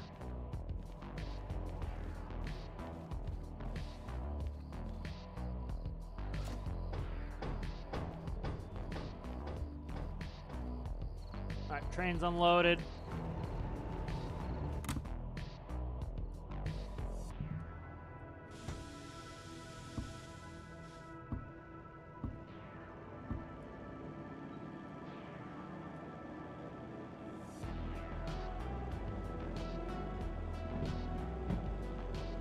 Alright, so I gotta fix that. We're gonna go on 6 first because we just have to push this one car in the ass on a 6. So if we don't do it this way, we have to go all the way down the center line, then we have to go in the back, and we have to pull it, and then we have to go and push it on the other side, where this, I can just back it in the 6, drop it, pull up, push it into 1S, and we're good.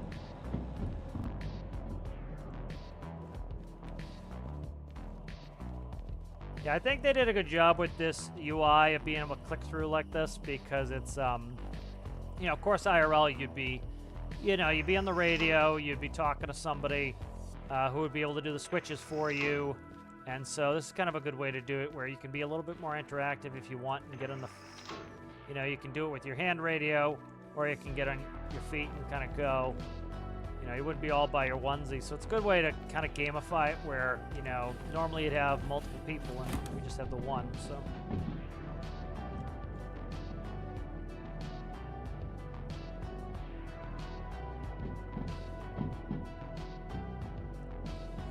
Tunk, tunk, tunk. I like it. Puts me right to sleep.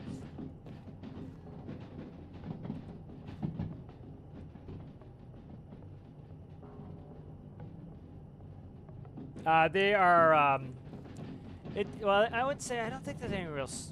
I'd say the DE3. Where was that? DE3 could have been Soviet bloc. A lot of these they're mixed. It's a lot of European tractors or trains logos. But it's a mix of different types, which is kind of nice. There's no U.S. stuff on here. U.S. used a different couple.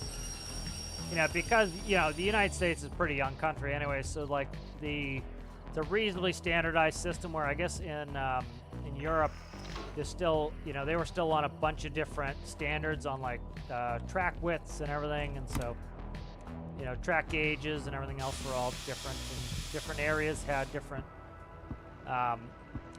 track gauges, so it's kind of interesting, the history of that. But it's pretty interesting. Pop a shaft, 30 round, 3 extra mags, 30 loose. I don't bring a lot of ammo. That's one of the things that gets my headshots really trained in, is I do not bring a lot of ammo. Like, I bring 90 rounds in most of my assault rifles. Like, some of it, like if I go to reserve, which is where I might mainly go, there's a lot of ammo for Russian guns there, and so a lot of 5.45. So if I bring a 5.45 gun, like I was running low on ammo yesterday playing with Monk, and I literally went downstairs in that building. I found another like 200 rounds and loaded up my mags, and we're good to go. It wasn't the best ammo in the world, but usually beginning of the raid, a lot of the PMCs, the player characters, they're out within like 10 minutes. They're either dead or out within 10 minutes. And I like to stay a full 40-minute raid. And so, and then you start getting you have scavs and player scavs. And you can have raiders, which you would like some good ammo for raiders, but for the most part, like most of the people that are going to have really good armor are already either dead or gone. And so then you can start using some of the ammo which has worse penetration for armor penetration, because most of the good armor is already out of the game, and so you can start running a little bit junkier ammo. So by the time I've gone through 90 rounds, I'm ready for, I can take some junk ammo and not have any problems. And then you can toss your gun, and if you kill some players, and use their gun anyway. So like certain things, like any of the US spec ammo, like 5.56, it's hard to, you're not going to find a raid. Like you can find a little bit, but not a lot. Like Monk was running an M4 last night, and asked if I found any 5.56 to let him know, and I found a little bit of 5.56. I was able to give him like 40 rounds, but like, it's usually not that much. This is the one we're dropping here. Let's check it real quick. So 6S, nice. 008, 008. Yep, there it is. All right.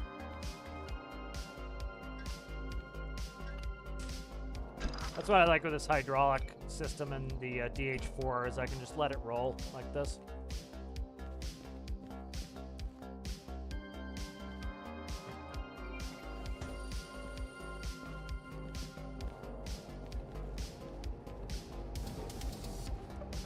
Like here, I can just have to stop it, but we'll stop. And as soon as I can click it into forward, I have the brake on. There we go.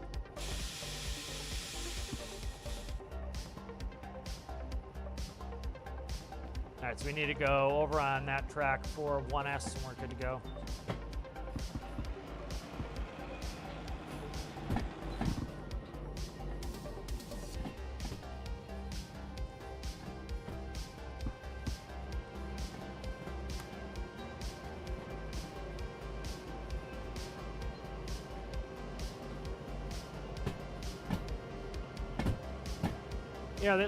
They finally started, like I said, this last patch, they added a thing where you could report accounts at any time. And so, like, one nice thing with that is, for example, like, you'll get people who are selling 56 graphics cards at once on the flea market. And it's like, you can easily see those people cheating. Like, you see people with, like, 24-to-1 kill-to-death ratios. Like, I'm a good player, I've got a lot of time, I'm not ultra-aggressive, but usually I'm around 60% survival rate and a 6-to-1 kill-to-death ratio. And so it's like you have somebody with a 24 kill to death ratio is pretty damn suspicious. And then like you'll see they have only like say 300 hours on their account, and I have 6,000. So likely somebody with 6,000 hours, if they were cheating, would have got caught a long time ago, you know. And so somebody with like a brand new account with a 24-to-1 kill to death ratio, like one of the cheaters I reported that got booted, you know, they had a ridiculously high kill to death ratio really early. It was like a 24-to-1 kill to death ratio within the first 3 or 4 days. They had a ton of achievements that were 1% of the entire game had them in, you know, in that amount of time. And it's like, you know, they should be able to go in there and flag and kill those accounts really quickly. You know, there's some interesting thing on like why they wait to boot cheaters is like they want to boot them in a big batch. Because like one thing that actually gets rid of, or, you know, hurts the cheat developers is if you boot like 3,000 people at once, you know, they can't just like make a small tweak to their software and have it work again. Like you completely cripple them and they have to like go spend weeks to try to make their stuff work again. And then, like, for example, people start doing chargebacks. So they pay to do cheats. Like, some people will pay to cheat for the day, right? And so, like, let's say they paid $15 to cheat for the day. I love this, like, when people complain about a Stormworks DLC being $10. Like, literally, to cheat in Tarkov for a day, some of those websites, like, $15 a day, right? And so these people will buy that. And so now, let's say they get booted for cheating, right? Well, they are gonna do a chargeback. So if they paid $15, it could be like $15 plus another $20 to the cheat developer because they got a chargeback on their account. So it costs the cheat developer a bunch of extra money in chargebacks. And so it's kind of a good way to for when, you know, when the developer boots 3,000 people in one day, you imagine, let's say that like only 1% of those people do chargebacks. Let's say 10% is probably more realistic. You know, that's 300 people do a chargeback of $20 a piece, right? There's $6 grand that day that cheat developer now owes the bank. You know, so they owe the bank $6 grand in one day. It really, you know, that cost them an insane amount of money. So of course, you know, if that could put them out of business. You know, so as much as it sucks that they don't get booted right away, that's sometimes why they do it that way. Exactly. Like, you know, if you booted them as they came, you would see what was wrong with the cheat that they could discover. And so, like, you know, they might know on day one that all these people are cheating, but they wait for 6 months and then they boot in a big ban wave, and the cheat developers have no clue why. And now you've got, you know, the game, like, it's funny, man. You can tell when there's been a ban wave in Tarkov because your suspicious deaths go down. Like, you barely have any suspicious deaths anymore. You know?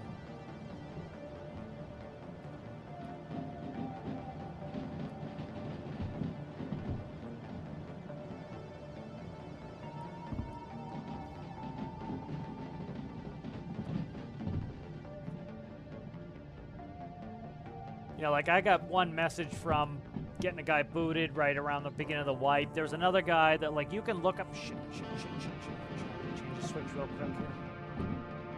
There was a guy that, you know, I know got booted. I checked, his name was gone. His account was gone. It was funny. I put a video up on TikTok and on YouTube. It was, the guy's name was Black Mosin Man, was his character name. And I 100%, like, I knew he was cheating. And, you know, so many people were like, oh, no, man, that, you know, that's, you know, it's not that sus, man. That could be, it could be. It's like, yeah, it could be. But I'm pretty damn sure he's cheating. And then he got booted for cheating. You know, it's like, you know, again, I probably call a lot of false positives on cheating. But, you know, you also, 6,000 hours playing a game, you can start to see when something's not right. Something's a little bit weird, you know, that looks weird. It could go either way. You know, and then I'll report them. If it could go either way, I'll report them, and then let BSG sort it out, you know?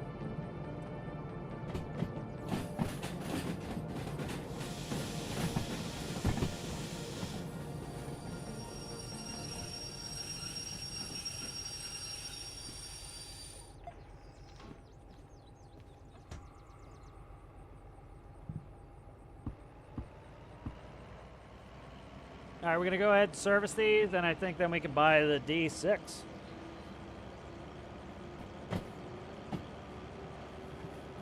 Oh, nice. You got everything set up, Citrus? Yeah, I saw your post about you're just waiting for the hydraulic. It's real simple. All you need to do is run the impeller, run it in a loop, and then have you know, hydraulic out, hydraulic supply and return. That's it. I'm gonna try to, let me see, what do I got an appointment at noon tomorrow, so I'll probably do a stream at like maybe 1:30 my time, and then you know, I will I'll probably work on T-TIS Mark II. I started getting a headache when I was streaming earlier, and I was like, I wanted to get off, so you know, then I kind of rested it, got the headache away, and I decided to play this. But we're kind of in a weird position today too. I got the DE2 pretty much wrapped up. Most of the systems are pretty much wrapped up. You know, it was going to take us forever to get anywhere. So it was kind of a good time to... Ooh, fuck. I hit that a little bit hard. Hopefully it didn't damage anything. I'm not going to be able to service the first one here. Oof, I bumped it a little bit harder than I want. Hopefully I didn't damage it. Whatever, I got money. But these things burn a lot of fuel, so that's 2,400 in this middle unit. So that's probably 8 or 9 grand was of fuel. Yeah, that's one of the reasons why I shut the engine off. Shut the other 2 engines off when I was shunting. All right, we're gonna pull up, and then I gotta, I'm gonna have to detach one of the units. We're gonna leave them here anyway. I'm gonna run the D6 for a little while.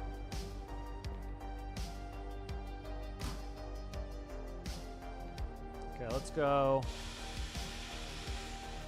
Be neat to get in the Steam Loco too.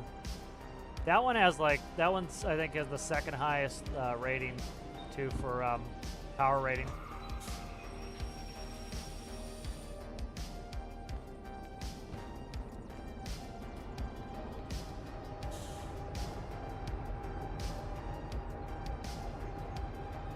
Might be on the hairy edge of hooking this in here. Ah, yep. I just missed this one.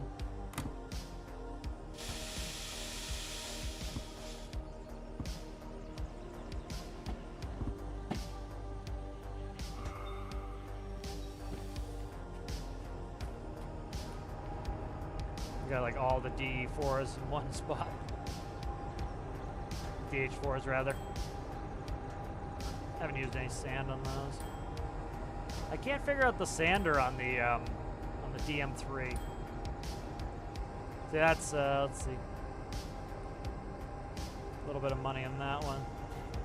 So that was a good 9 to 10 grand we spent on those 2 locos, and then I'm gonna shift these over, and then I gotta put this one in for service.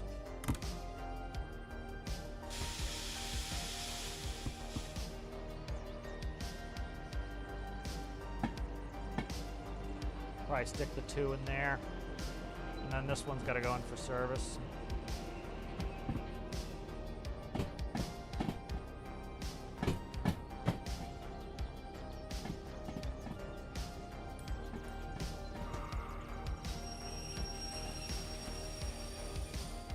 All right, let's go ahead, and we're gonna just attach and fire them up.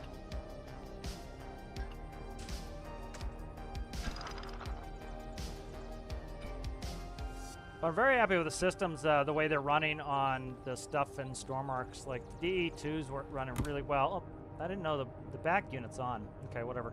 Back unit's on. So, whatever, the back unit is on. Okay, that one was off, all right. That's fine. I knew I had one of them on. I couldn't remember which one. Trying to see if I can get us both on the turntable. Might not be able to. Let's see. I think we might be able to get 2 on the turntable here. Or we gotta be close, a little bit back, and I think we're good.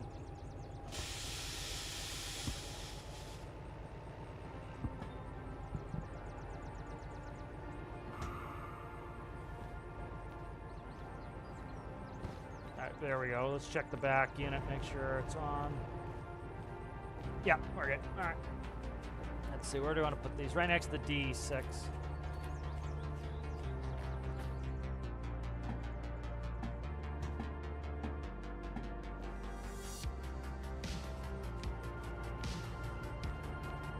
Back 2 tracks. All right.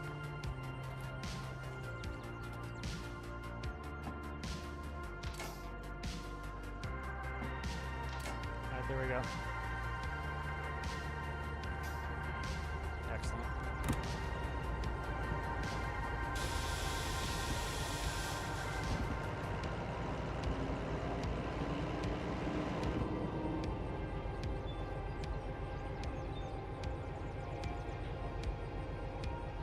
Steam Loco looks like fun.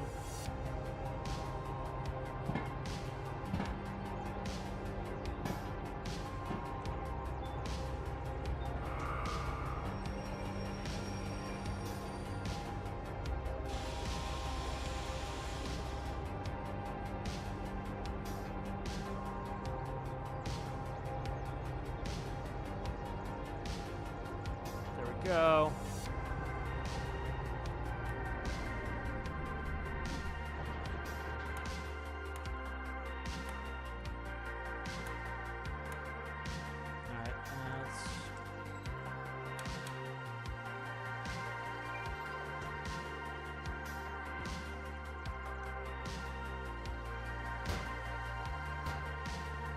Birds in there.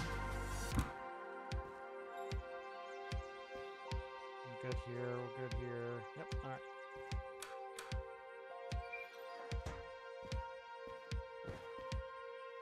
Now we gotta service that last DH4.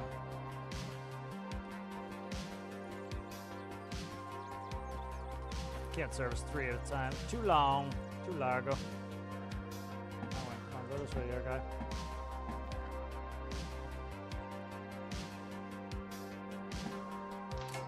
Go.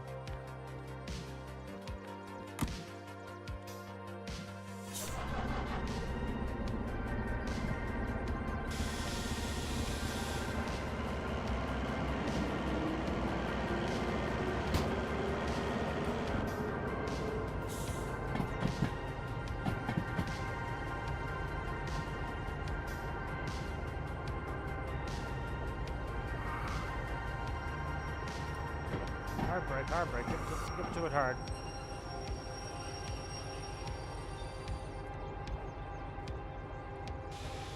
Problem is, like, sometimes I go grabbing for these controls and I can't get them in time.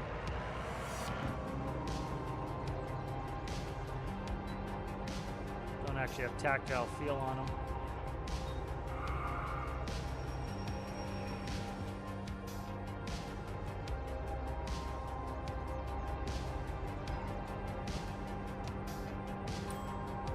What we were around 10,000.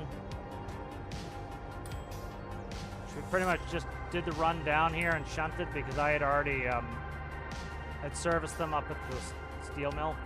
So it's about 15 grand in operating costs, which I like this game. Like, it's not hard to make money, but it's also like you have a bunch of operating costs, so it makes sense to change locomotives to get a more efficient loco and stuff like that. I think they did a good job with that. Like, they could easily, you know, be like, oh, well, we want people to be able to run whatever they want, not have any consequences, and they didn't go with that. They're like, nope, each loco has its pluses and minuses. We overshot that by a little bit.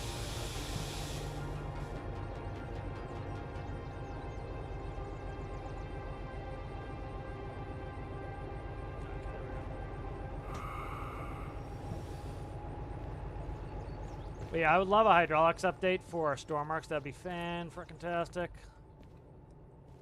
Yeah, I think that's right up the alley of what the game's about. You know, a pneumatics hydraulic update would be really cool.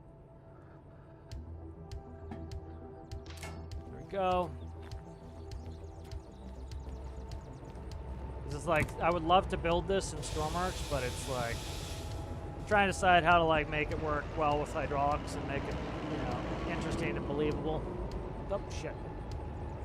Did I overshoot it? I overshot it. God damn it, I overshot it. I went to put it on the other track. Arr.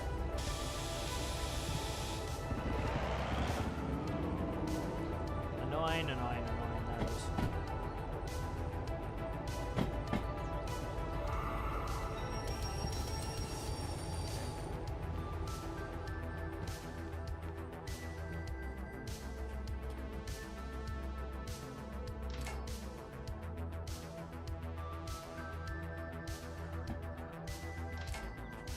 check. Make sure that's the right one. Yep, that's the right one.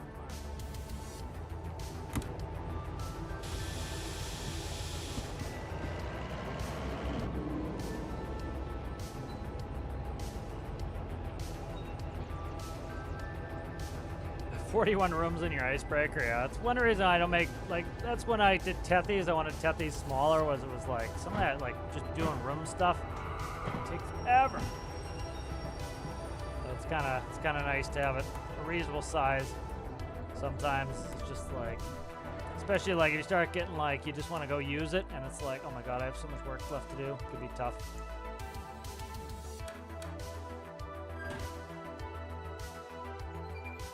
All right, nice. So these are put away. Let's go service these up by the license for the DE6. We'll learn how to operate it. Won't be too challenging, I'd say. Let's move the turntable so it's ready for that.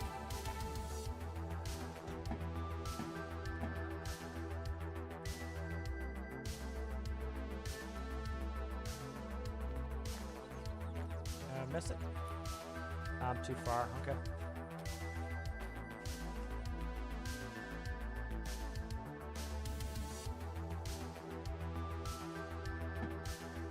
There we go. All right. Let's head over there.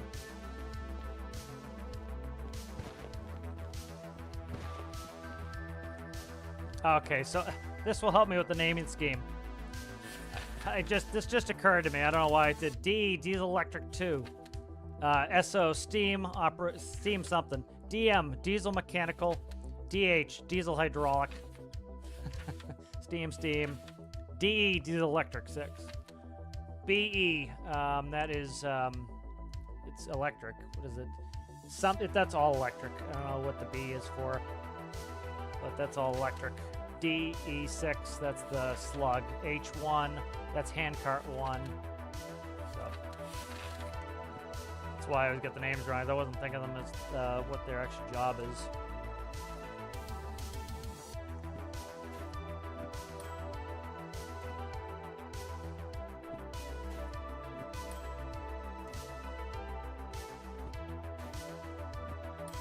All right, nice. Maybe turn the music down a little bit. We got a loud bunch of songs here.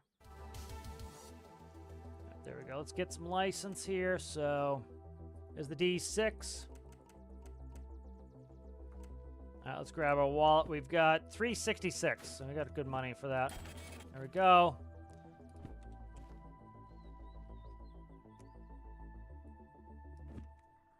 All right, let's see. What do we got here? These are all bills.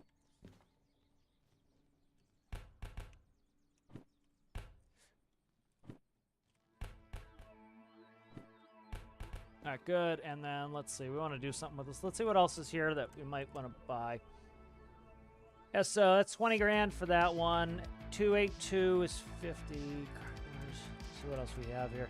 Hazmat 3 is 290,000. I haven't even seen any Hazmat 3s necessarily. Got Military 1 is 100 grand. What do we got left? 166. Let's see what we have for jobs first. I don't want to shunt with that. Let's see. Goods factory in town. That's a 35. Has 2. That's pretty good. That's hydrogen, ammonia, and sodium hydroxide. That's a big nasty. Goods factory in town. What are you? Let's see. There's a goods factory in town. What are we? 357, 26. Let's look at the D6 real quick. So, we are around, we can do 1,000 on 2% with rain, which we're probably going to hit rain at some point. Yeah, a good chance of rain, so probably try to keep it to 1,000. Yes, battery electric, yep, correct. I probably did realize it before, but I was like, I'm trying to remember them in my head, and I wasn't pulling out at the time.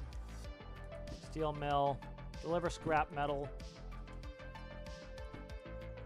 Freight haul, steel mill. Could just do this. It's a shorter run. Let's see, that's 812. 8, let's see, that's It's about, we could do these two here. These two scraps aren't bad. That's what. Let's see, what are these? Let me see what these are running. 18 and 35. That's a big money, that one. 35.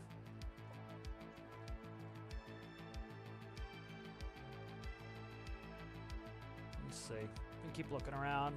See if that's what I want to do. I'm trying to decide which one I want to do. Ooh, this is a big money one. This is the acetylene up to the machine factory. That's a long run.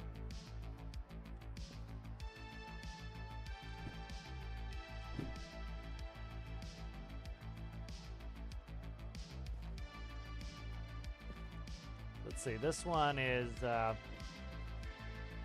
Goods Factory in town. Let's look at the map real quick. Goods Factory is a big pain in the ass to go from here. Because I have to go... It's not that bad. I could run through the steel mill. I don't want to go too heavy in the first run out of here either. With that loco. I've never used it, so...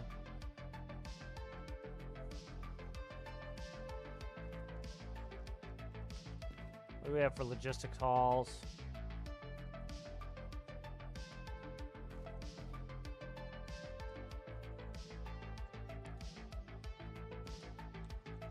Let's see what the steels are doing here. I'm thinking these two scraps. I'm thinking these. Pick the shorter one. Pick those. We'll go put them together. Let's go put them together. Go to old trusty here.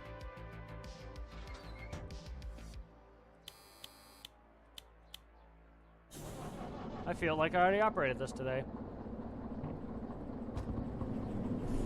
Yep, look at that. I almost hit my traction motor limit. Alright, so let's grab these two scraps. So, I gotta find them. This is gonna be heavy, so we gotta hammer out of here hard to try to get up that hill. So let's go check the G track. I'll try to see D as I go by. Should still be set to go. It might not be set to go right through the G track. We'll check it on the way by. We've got a what's that? That's a 14. Shit. Come on. Go. Alright, so that's a 14, and what's the other one? That is a 5. So 19 total. That one, let's see, this is the 5 right here. That's one of them right here. Okay. Alright, let's go ahead and we'll stop.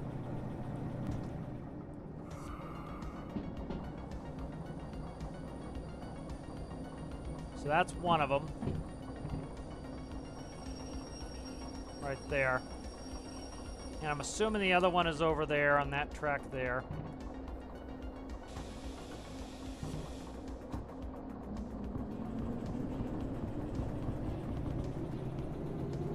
So what I'm probably going to do on my D2 as well is I'm going to probably increase the amp meter cutoff. Find it's cutting it a little bit too much. Like today, if you watch that stream, it was probably if I had 3 D2s, we would have been in better shape. But that's the current problem I'm having, so I can't feed it much power. So I'll probably up it a little bit. I'll probably go up to like 1200. So if you peg it on top of the gauge for too long, it will trip them.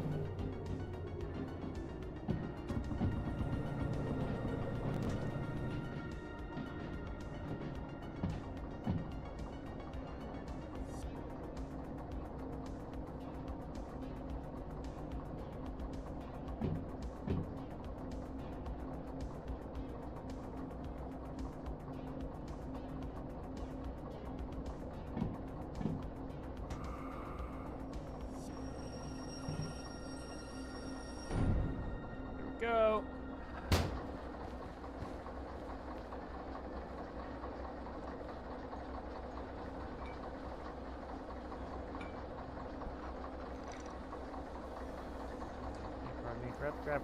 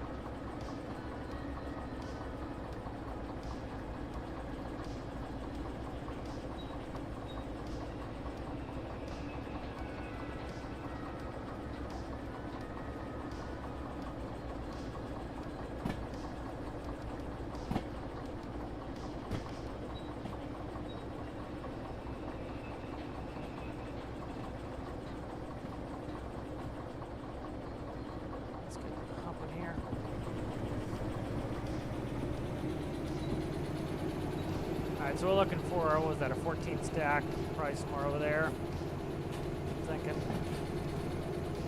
Could be down here, but I'll keep a lookout when I go around the corner here. This is heavy. Hopefully, I've done this before. I've gone way overboard with the first run of a loco, where it's way too heavy, so keep an eye on this. I did not see a scrap metal. I have made a 13. I don't, it's not up to date. I'm going to remake all of them, so maybe I'll do that tomorrow. We'll see. Just remind me tomorrow. I might do that tomorrow. It's like the mechanics of it are the same, like the box is the same. I just have to change the ratios out.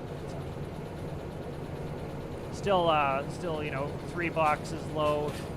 3 boxes high, two like high transfers on there, and then I put a whole changer on there. It's one of the ones over there. I can't tell. Oh, I see it. Okay, I see the scrap. It's way on the left one. It's the second to last left track there. Okay, I think we're almost all set up on switches too. I think it brings me right in once I get past the switch here.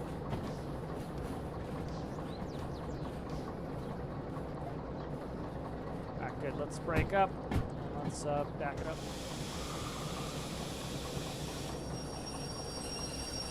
I think we're all set to go match that up. Then we'll go get rid of this and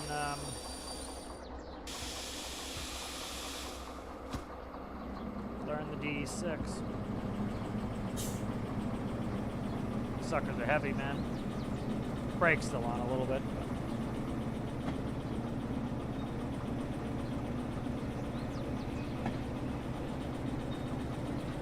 Yeah, the, which one was a 13? I had a 13-speed Mac. The Mac Pinnacle was 13 at one point. 13 was actually the first transmission I made because it was in the Maz KEKT.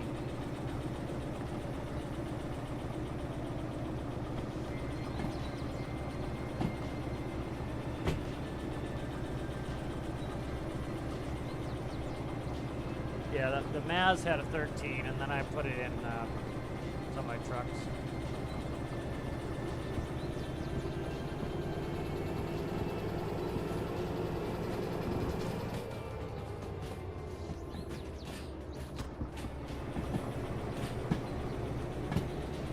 Yeah, these are going steel mills, so they'll probably go on the same tracks. I'm going to want a big run in this hill here, so... We should be fine with the D6 because we have 3,000. Well, it's 1,200 on a 2% grade. This is a 2.3. So we're gonna be running it's not quite 12, I don't think. It's a little bit, it's like 1.1. So we're a little bit south of it, but not by much. So shit. Come on, quickly. One of those fucking switches is off here. Yes, I went past it. All right.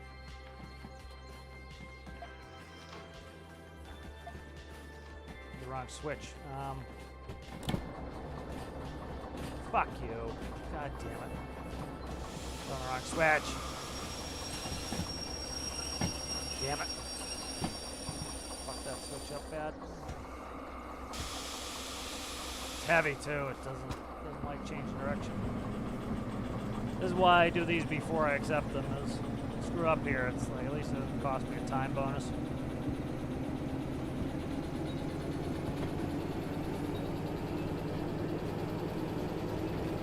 I might have to make my speedo this green. My speedo in mine is this gray color. This donkey ass switch right here has screwed me. Oh, come on, man. Do the one behind it.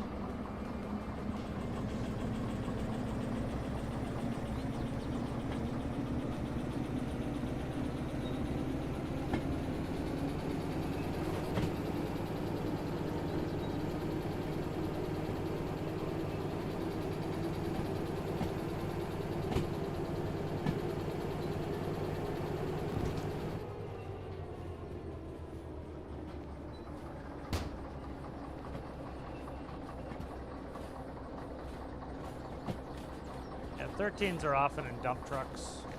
And you need a little bit extra gear to get going.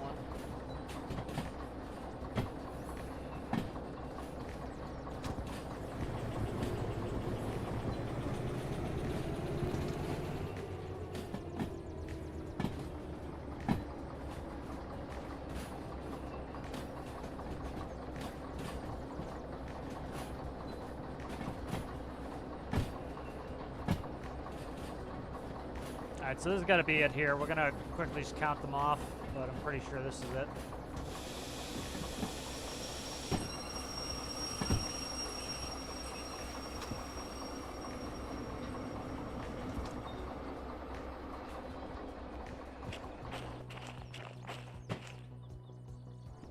Alright, so that's a 14 banger here. So 1, 2, 3, 4, 5, 6, 7. Lost count already. 3. You know what? We can tell by the colors too. So like this one here, it goes red, gray, green. Next one should be brown or red, red. Then it should be gray. Yep, gray, red, red, red, red, red, red, red, red, red. You can go by the colors too. And then the back should be green, red, gray, green. Yep. It's another way you can tell is by the colors.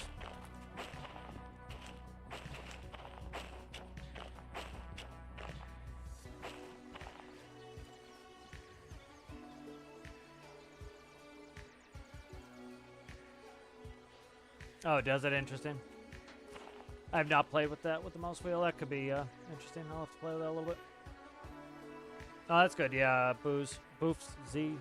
How long ago was that? Yeah, it's I'm really enjoying the game. It's a lot of fun.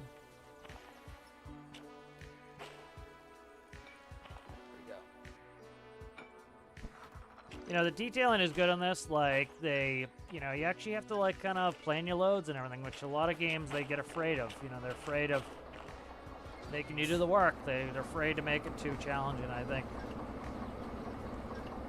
You know, yeah, you lose the general audience, but you gain the sim audience with that. And a lot of games, they choose to go simple. That was, like, what I hate with Star Citizen, is they chose to go really for a, you know, I would say it's casual, but it's like, it's, you know, they oversimplified the flight dynamics and all that stuff, you know, so that the average person can do it. You know, the one thing I was excited about with Star System, like the way I used to play Elite was, when I played Elite Dangerous, I would play solo by myself. And so, like, for example, all the AI ships, when they came into land, they landed like a real pilot would. It looked cool, they came in, it wasn't like some clunky amateur banging around on stuff. And you get a bunch of clunky amateurs and like, you know, like I remember some cool times of me landing in the Starfarer. I'd come in on a normal approach, I would come in on a glide path and put it right down on the pad. And then you have some dude coming in a Caterpillar, he'd come vertical, and then you see the ship kind of flopping around, and he would put it down and like, oh my god, it's like, you know, just, it looked ridiculous, and so it kind of breaks your immersion in that. Which kind of sucks. So I was like, oh, it'd be great with the single player, and they pretty much, I think they've nixed any chance of just playing by yourself now, which was one of the things they sold the game to people on, was that, you know.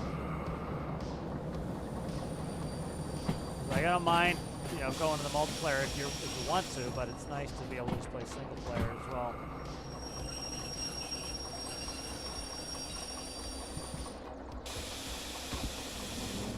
And then a lot of their like design choices are just horrific with how they design some of the interiors of stuff, especially.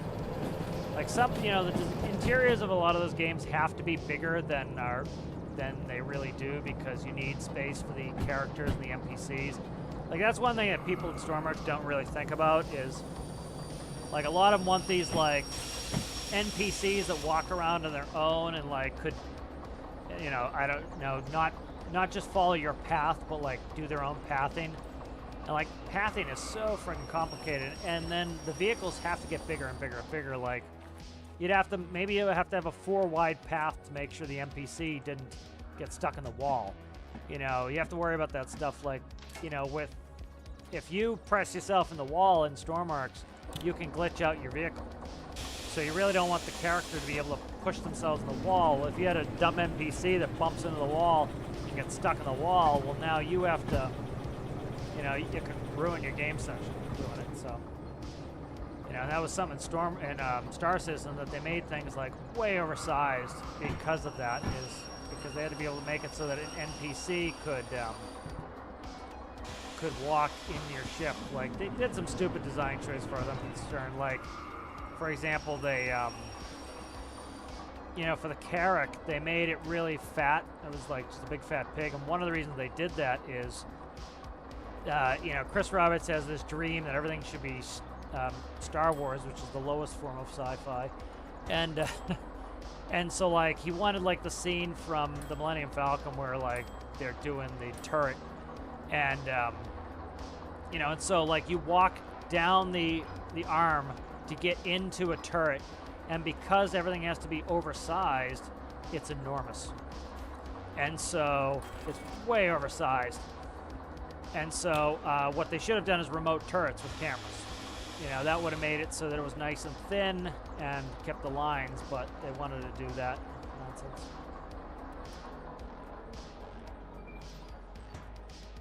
Okay.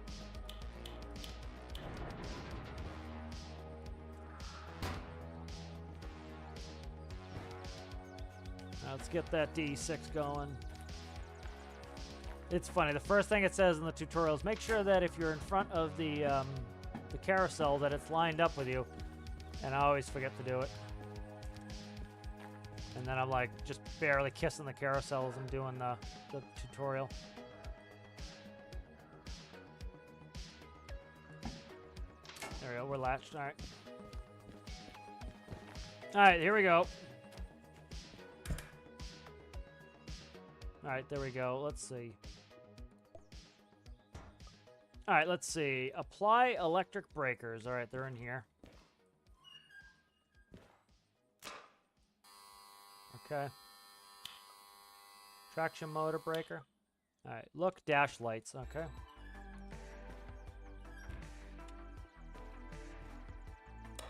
Okay. Cab lights. This control operates the window wipers, okay. Okay. Now come on, go left. Control sets the front lights type, okay. Control sets the rear lights type, yep, we remember that. Control starts the engine.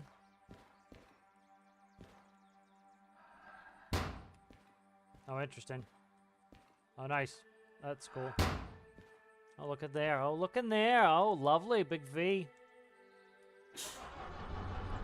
That's neat. I like that. Did I not turn on fuel or anything?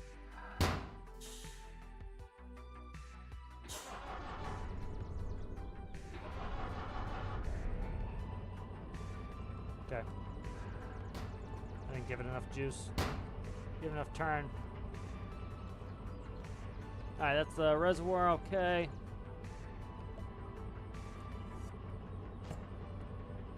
Tack, yep.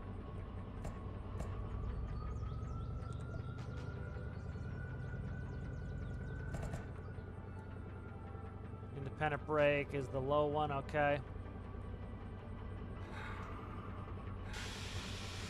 Okay. Train brake. Okay. Speedo, okay. Sander, okay. There's the reverse of this one. Release the handbrake. Oh, interesting. Got a regular wheel, side wheel handbrake.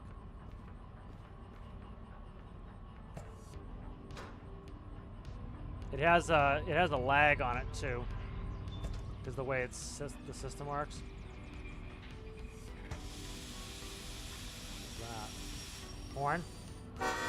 Oh my god! Oh my god! Okay. Traction motor temp. Okay, good. Press fuel cutoff.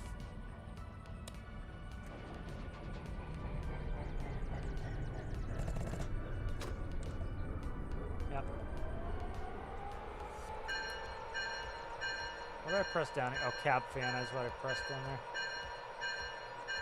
Okay.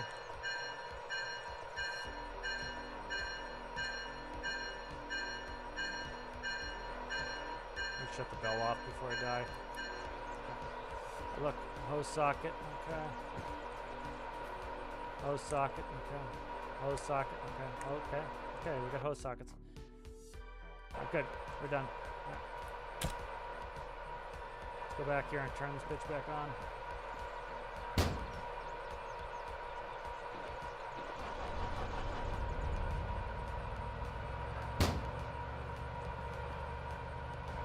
You're loud. We're gonna.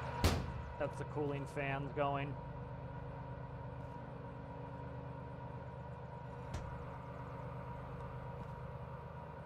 Why can't I move the reverser? Now, what do I have on that doesn't make me not move the reverser? What did I do here? We're tax on, right? Tax on. Oh, probably a dynamic brake. That's why the dynamic brake on.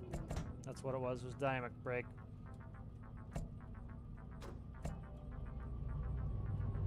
Yeah, Viz blows.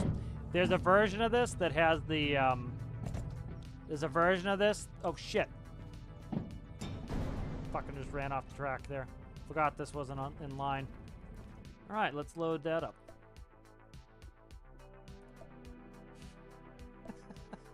Ran it off the tracks. Jesus Christ. Cat, like, literally came up and bugged me while I was doing it, right? I'll blame you. Right, buddy?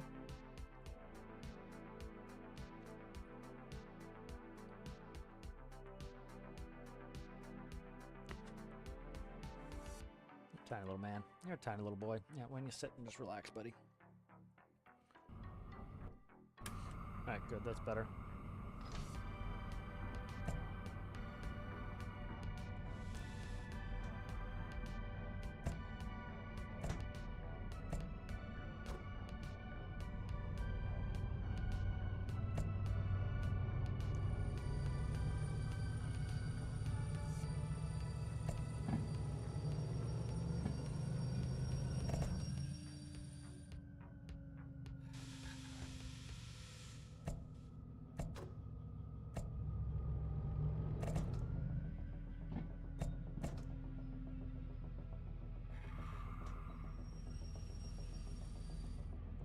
Let's not do that again. Run off. Alright, let's move over.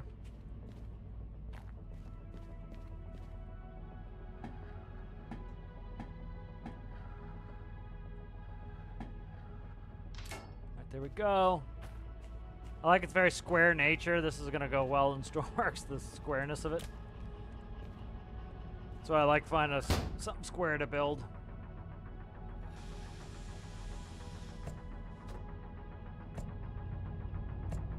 Yeah, this is not good for shunting, as you can see. Viz sucks.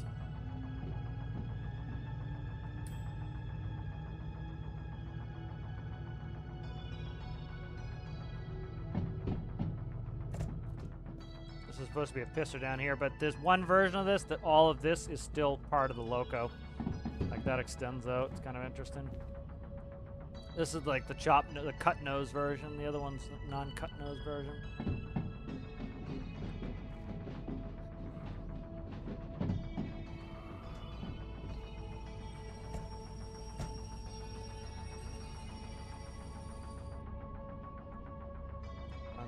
Wrong button.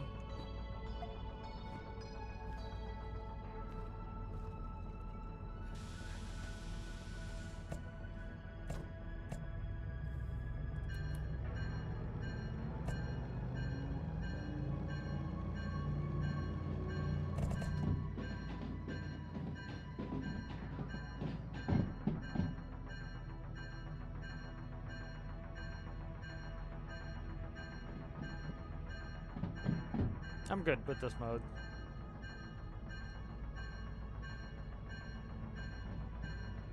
Yeah, I know X. I know X to crouch.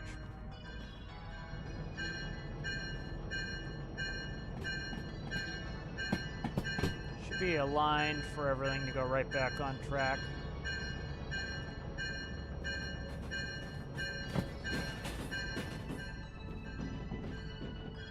This one has nice, perfect flat glass, too. That would be good for Stormworks.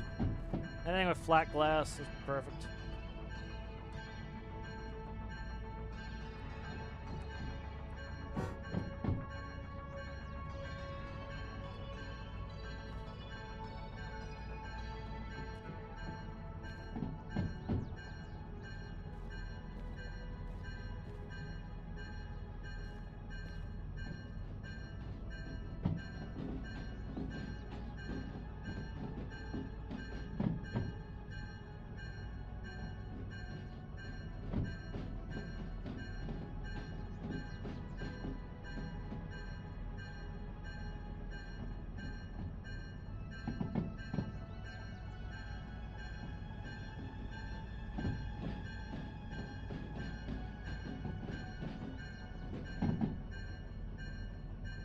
The cat's got a stress, you can tell when I'm getting stressed, like in Tarkov, when I'm like in a stressful situation, he comes and then he bugs me because he's like checking on me.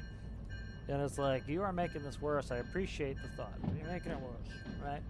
Now he's just beating my buds and it's like, why do you have my tootie, sir?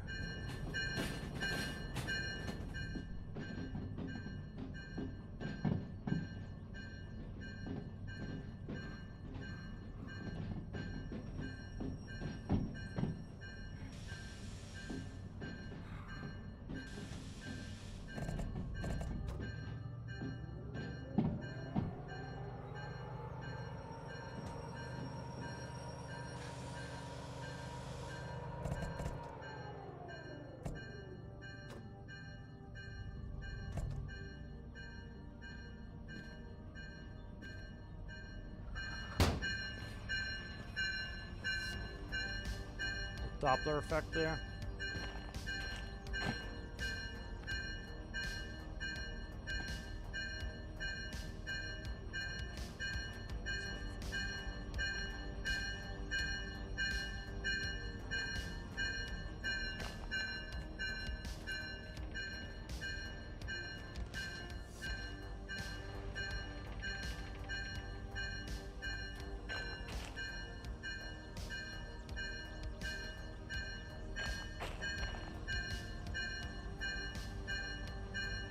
Yeah, this would be a piece of cake to make at Stormworks. Like, not even a railing right there.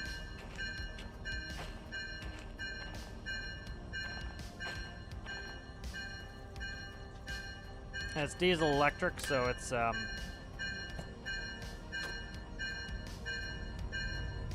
diesel electric, so it's the exact same setup as the DE2.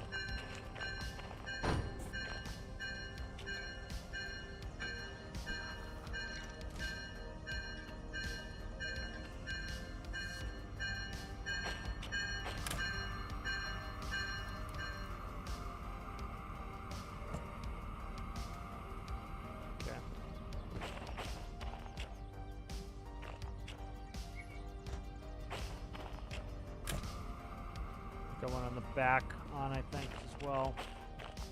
So what was the first set? Was a 5-banger, so right here, I think. Probably this one. Yeah, this one.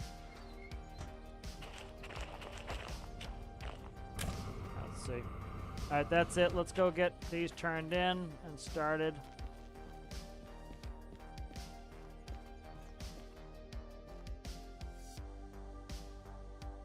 I didn't grab them yet. Okay, I didn't grab them yet. Where the hell did I put them? I didn't throw them away, did I?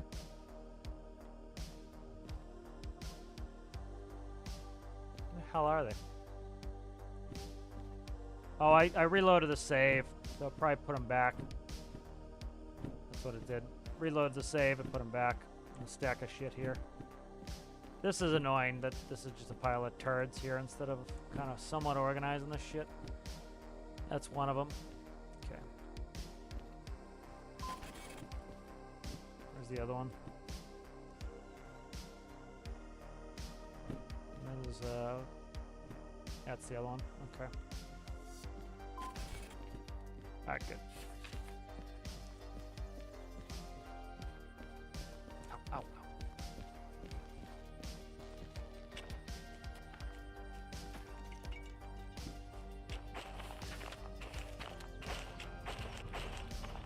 618 or 752. 752. That one's checked. Let's see what we got here. 15. CBK 015. That's good.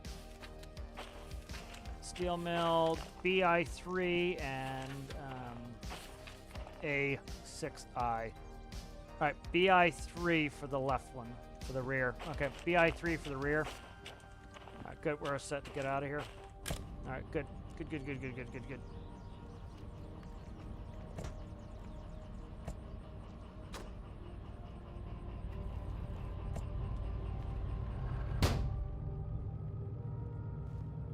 Love the sound of these locos. Watch the amp meter there.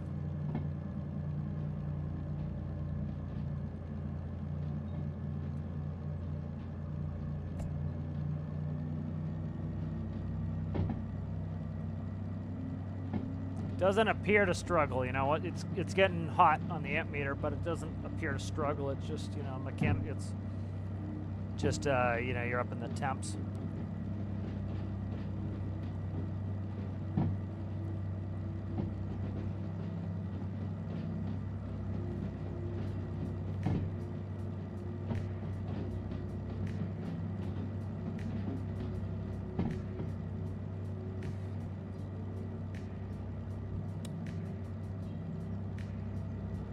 Cab fan. I'm gonna gun it when we get up here. So you see, we just drop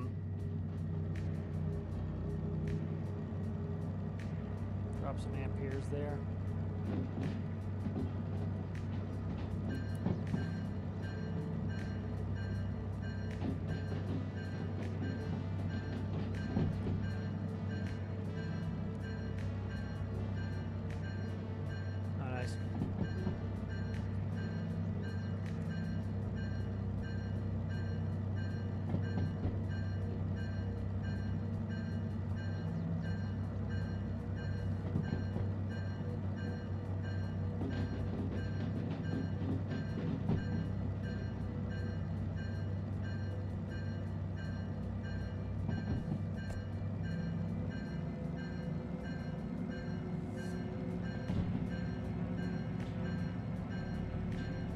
Cat.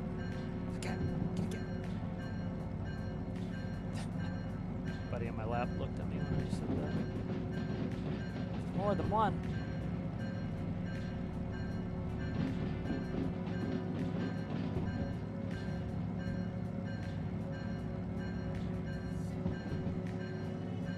Hopefully don't pour scrap metal all over the side of this hill here.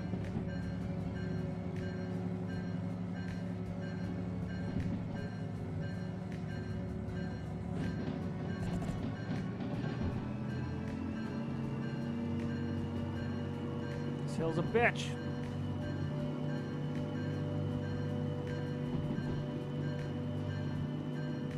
This is an ugly, ugly hill.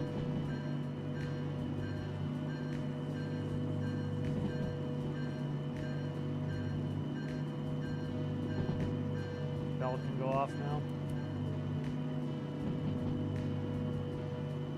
No problems. We are losing speed, but we're I got a good run on it. Got a lot of momentum going. You can see we're low on temp, so we're not bad. Amp meter's running high, but hopefully we'll be all right.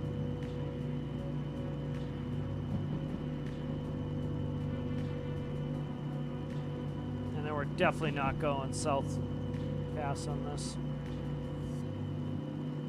We'll go north pass on this.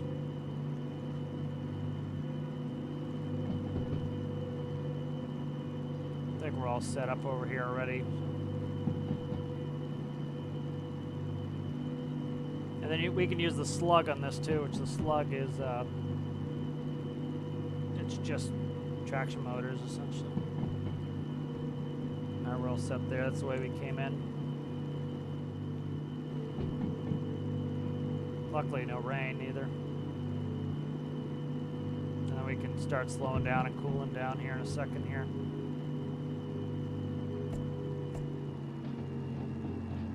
Get a little bit of cooling on there.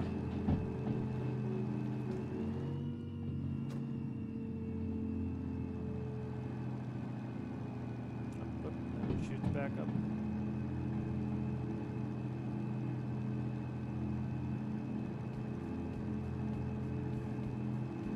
All right, we'll see you later there, Alistair. Thanks for hanging out. We just banged the temp for a second there on the amp meter. Back it off just a hair.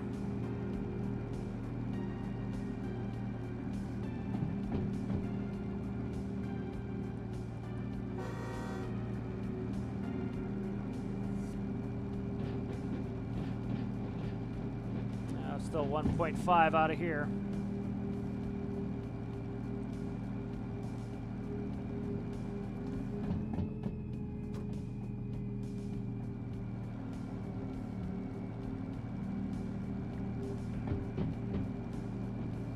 Trying to keep the temps reasonable here. So.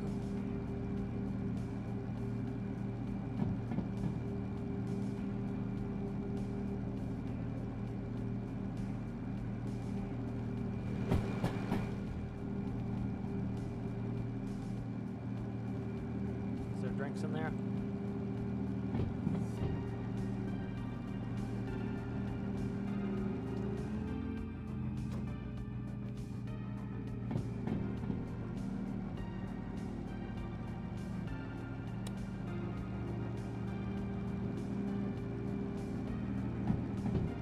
Yeah, I know.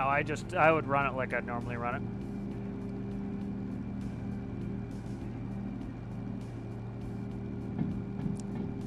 Try to run it how I'd normally operate a machine. I wouldn't be running into the red ranges if I could avoid it.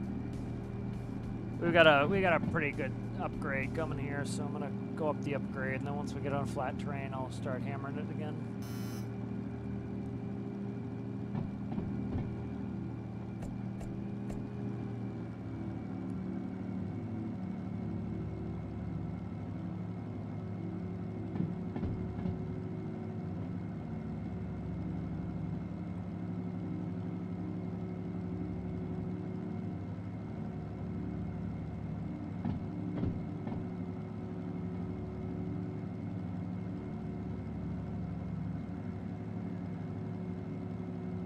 Alright, so we're starting to flatten out a little bit coming up here too.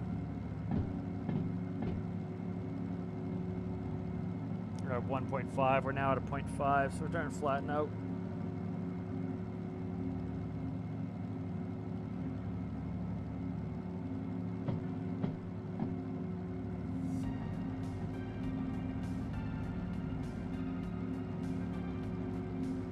Now we're kissing this temp, the amperes again there. That's the problem with like long drawn out hills are your worst nightmare in trucks too. It's like that's what really starts slowing you down is you can't get a run on it. So this goes to like a 2.3 to a 1.5 to a 0.5.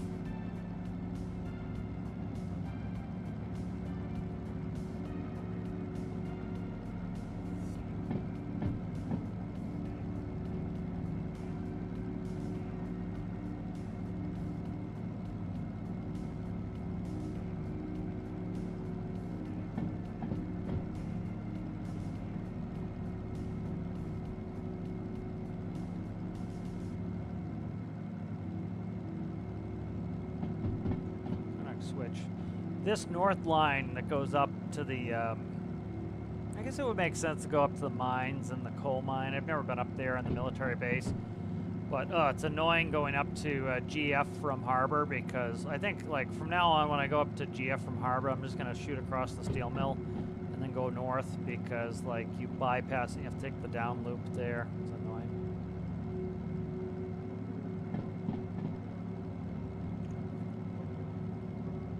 I think we're starting to go downhill. You can tell we're starting to drop off temp here. Really, yeah, it looks like a downgrade now coming up.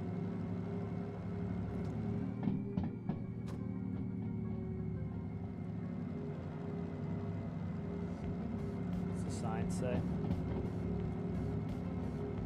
Yeah, we're picking up speed too, so.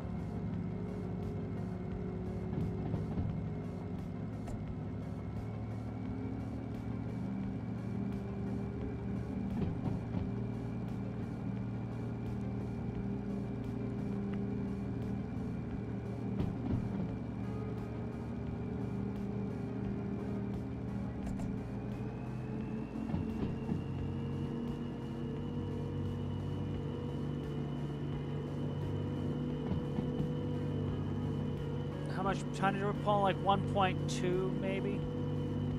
Let me check. Might be remembering the last one. Nah, 290, and what's the other one? 8 something maybe? 810, yeah, so we're about just over 1.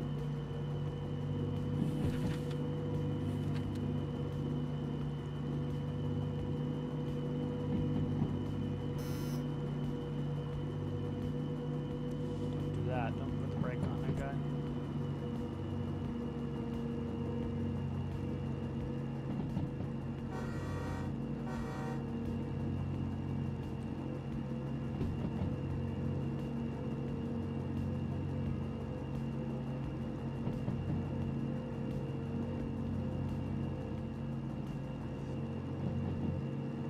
Bell sounds like in here.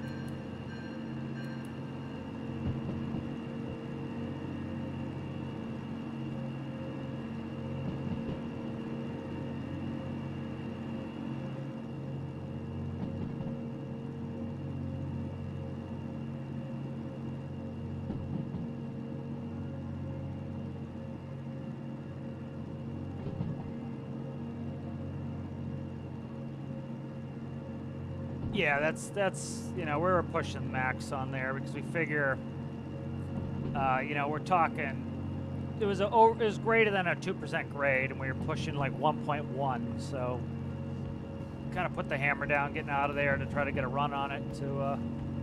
We did all right in the first hill. The first hill is kind of ugly, and then it's very drawn out after that, so we're finally up and over that hill, which is nice. Probably gonna slow down a little bit coming up here. For this, we're doing a course reversal all right.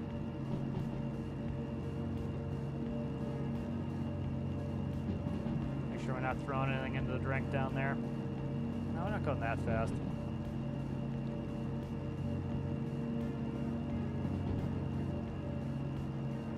It would reverberate more, and it would reverberate the glass. You might get a little bit of a noise.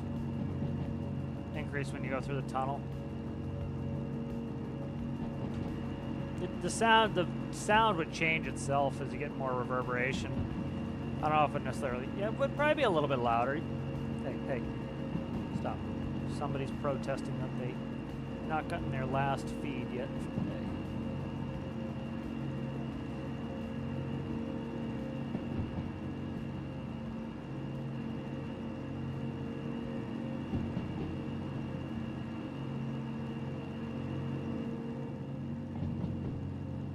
Somebody just clean this glass. Black mold on it.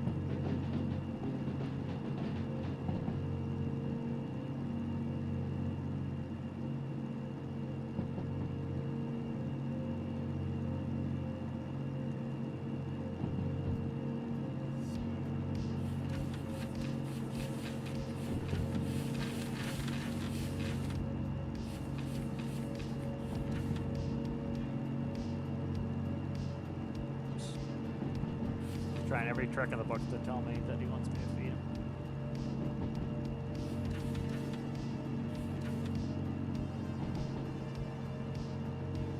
Three Eye. Hopefully 3 Eye is empty. We'll be coming from the southwest. I think we pulled off we might have pulled out now. 3 Eye, I don't know if 3 Eye is gonna be empty or not. I like to pull straight through, dump the tail, and then back in the lead set. We'll see what happens.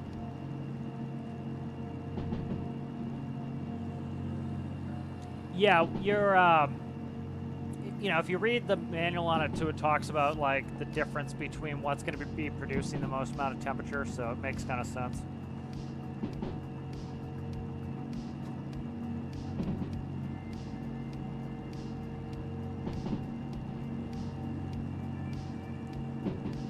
Pushing it on speed here, I'm not sure. Like, I haven't really tested this like what speed we'll start derailing at. I don't want to go too fast. I'm going to pull it down a hair.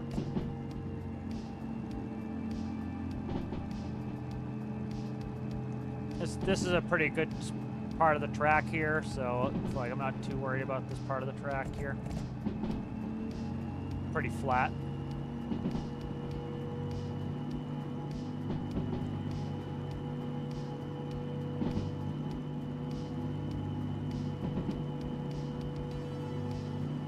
I don't want to derail it either, though.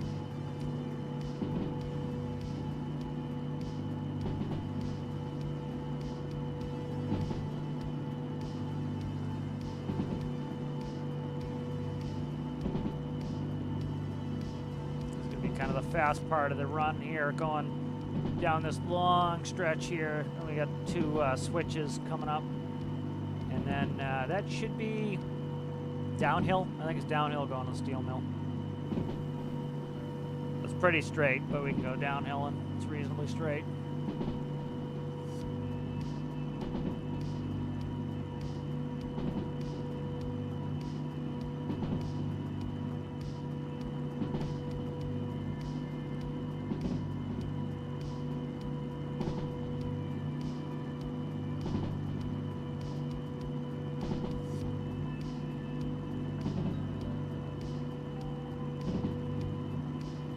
Branch.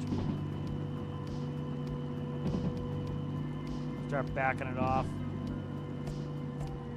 I don't want to have to hammer on the brakes coming up here either. We're up to 80 kilometers an hour, so we're on a downhill stream here.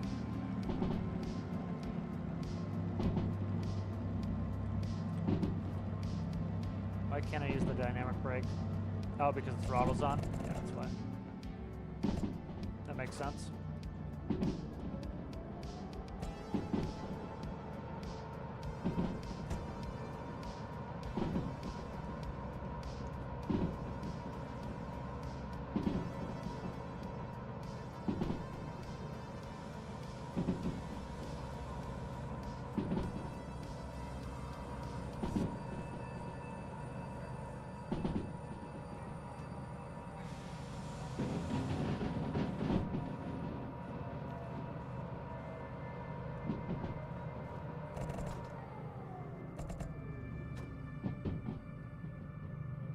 got that speed off fast, but I was worried we're not going to get that speed off fast enough.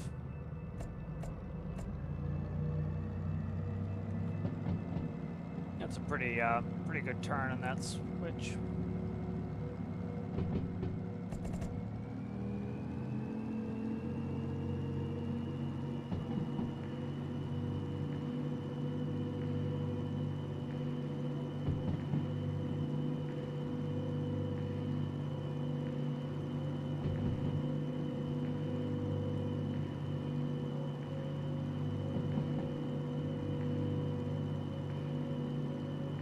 Oh, interesting. That's interesting, yeah. We got a downhill coming up here. Coming to the next switch here. I'm going to pull some power off. We're not going too fast, but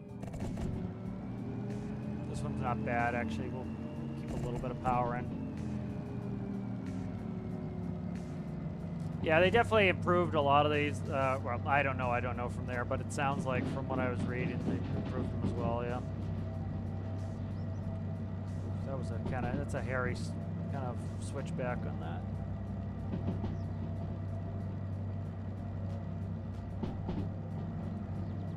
It's a hairy little jog they do there. I'm like, ugh, it's pretty fast for that. Seeing that the way the train stays on the tracks is the shape of the wheels being cones. That's kind of interesting.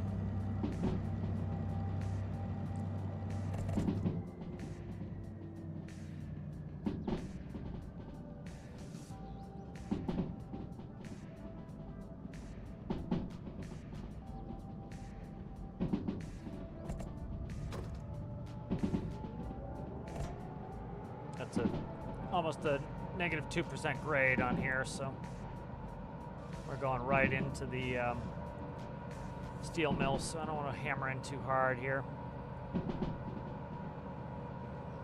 Because I can't remember, I think it's right side. Should be right side. And I have to align the switches, so.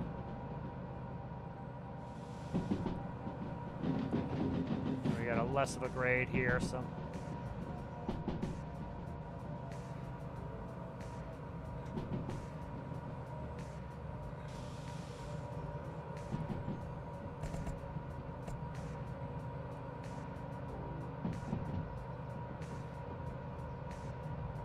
All right, we're looking like we might be going right in for a 3i. I can't tell this far out.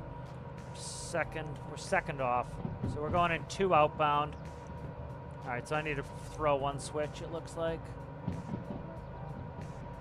I can't fucking tell which one. We want 3i for 3 inbound. I think it's set for 3 inbound. I think we're good. Right, left turn there. Oh, that's got to flip for sure. And then that's 3 inbound, right? 3 inbound. That's, yeah, 3 inbound. We're good. We're on the right track. Okay.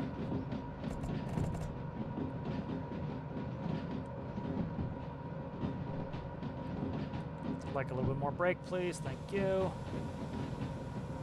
don't want to come hammering in here too friggin' hard here. Especially this is where the bosses can see you.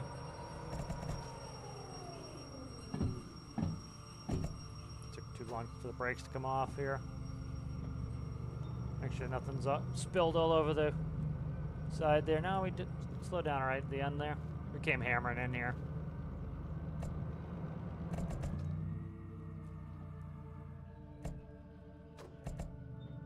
Amp meter's amp meter's real high because I think for the braking.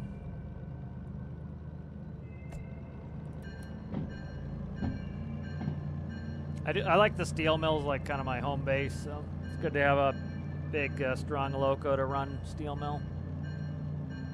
What are we running out of here? 4, 5? 5. 5 banger. Okay.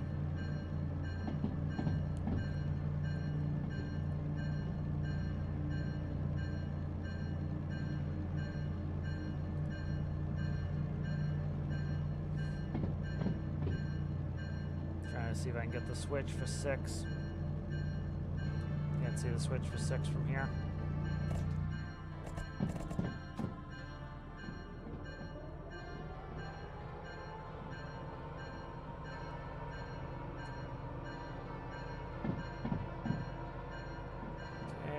one. There's two. All right.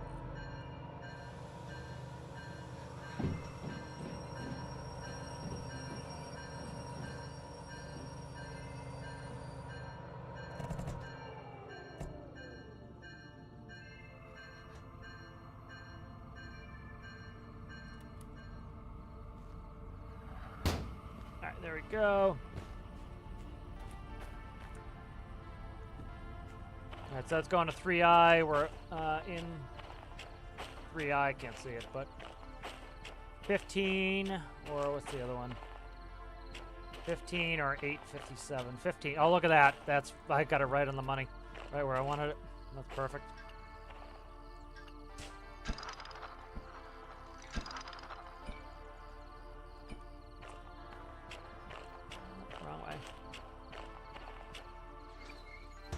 Let's go turn this one in. We should be good on both of these for timing, but yeah.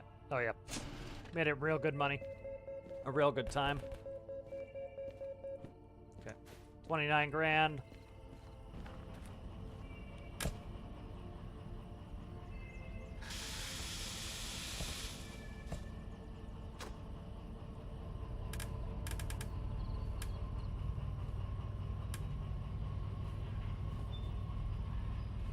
Alright, I can't see 6 for shit.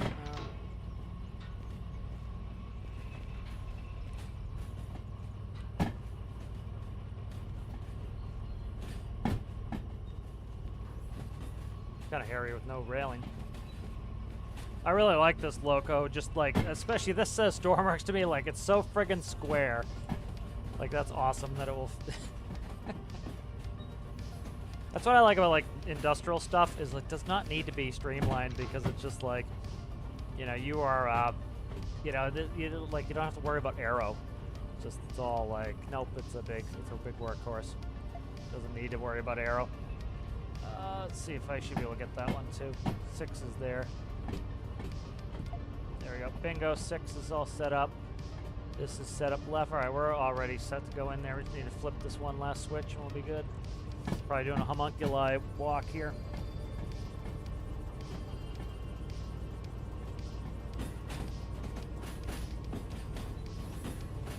Oh yeah, that's a cool feature, Citrus. I like that, where you have to get off the accelerator. Yeah, that makes sense.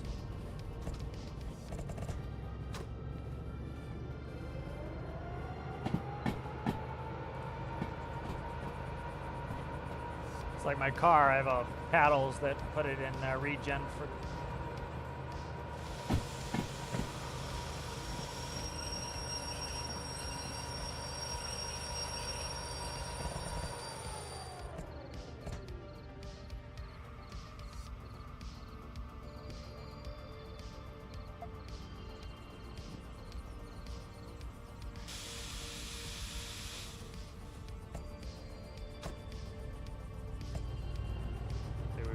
Almost tapped out the amp meter on that for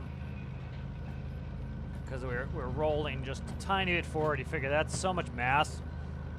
You know, even though the speed's not very high, it's so much mass rolling forward that it's going to take a lot of power for the electric motors to try to stop that mass already rolling in one direction.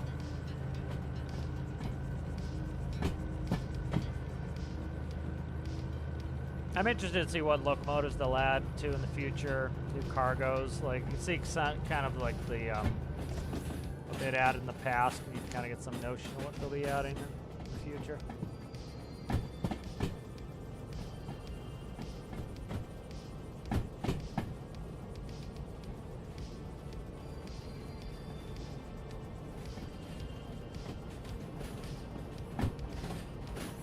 And then I'll probably... For a shunter here, do I have D2s?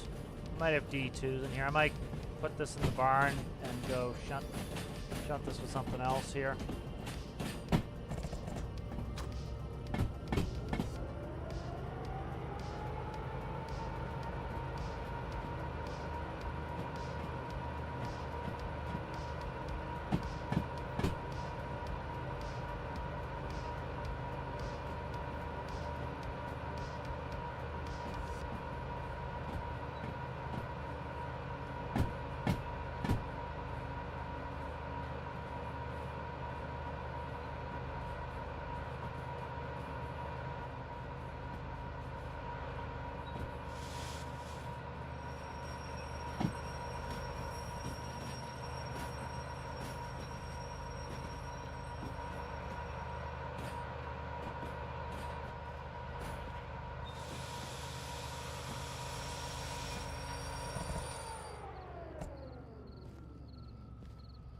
that taken off of us. Ah, we're gonna go back just a hair. All right.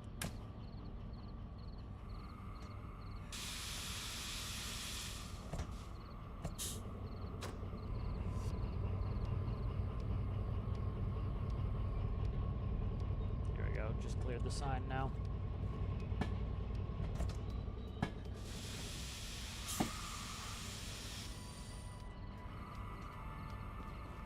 Let's go up this way.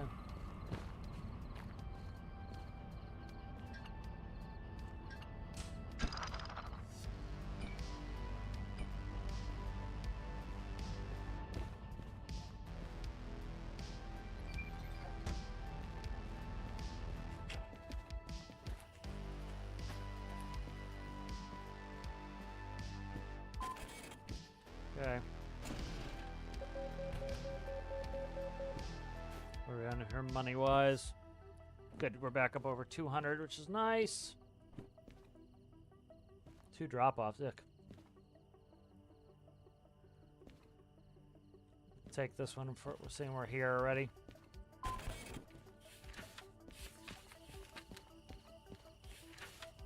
Five and 4, okay.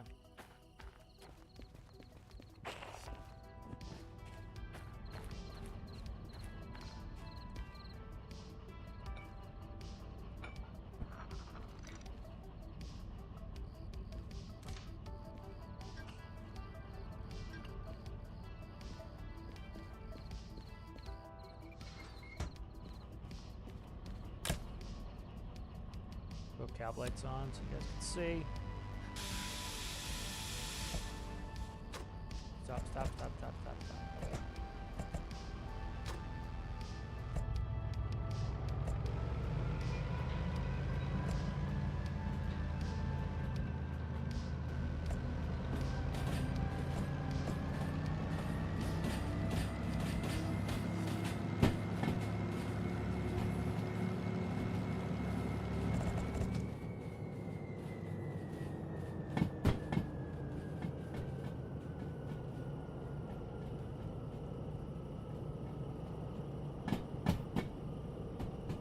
Yeah, it's dynamic brakes. It's essentially turning into a generator. It creates a lot of heat, so it has to turn on fans. So the fans should be, see if I can get on the top here. Fans should be up top here. See, there's the fans to cool.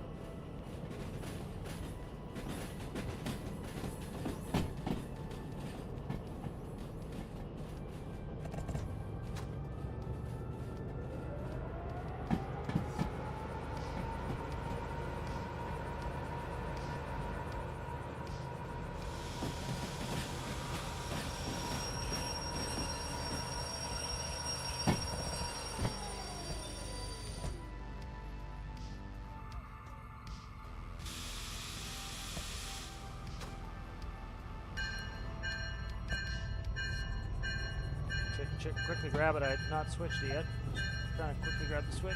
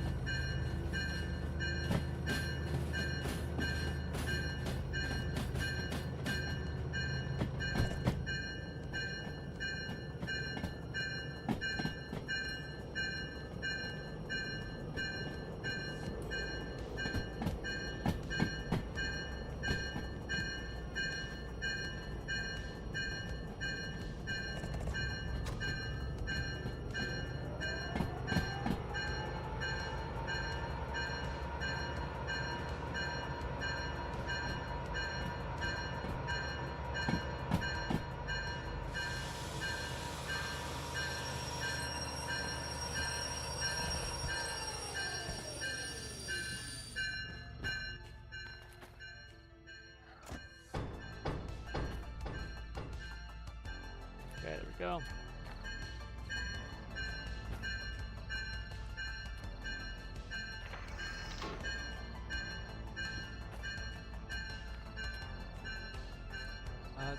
752 and 751 are going on 4. Okay, perfect. All right.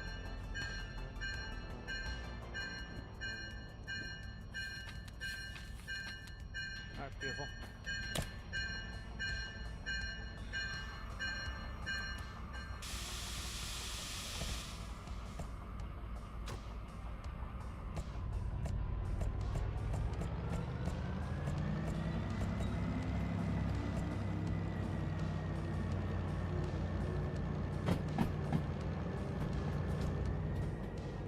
Very nice.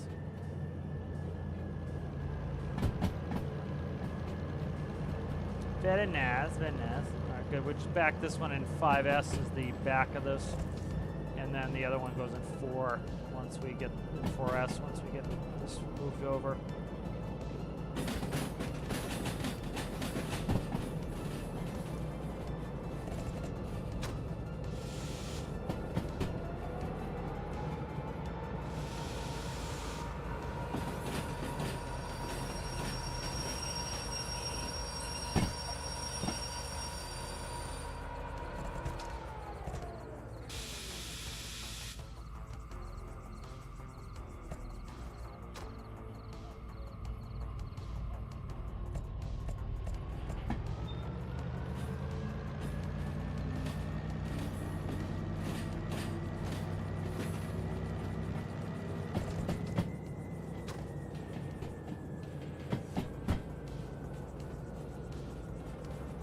We dropped 3, I believe, in here. Yeah, we dropped 3 of the 5 in here.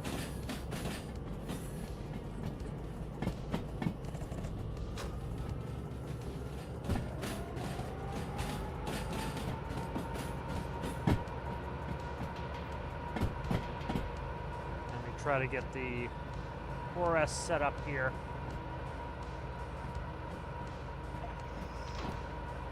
That's set there. Okay, good.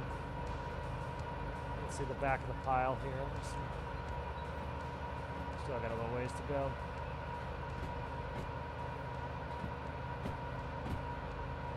I don't want to hammer it, but I also don't want to go too slow through it.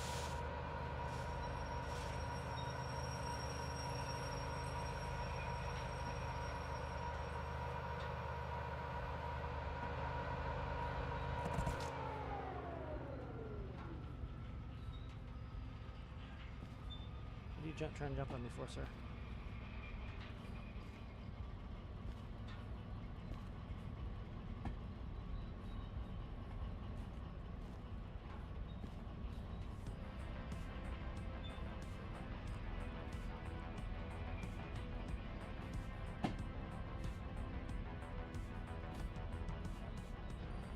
Waiting to make contact, and then I'm going to power into it a little bit and clear the sign. I think we made contact already.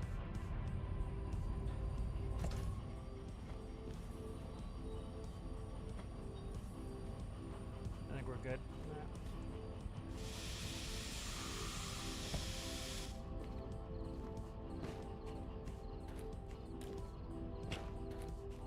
Yeah.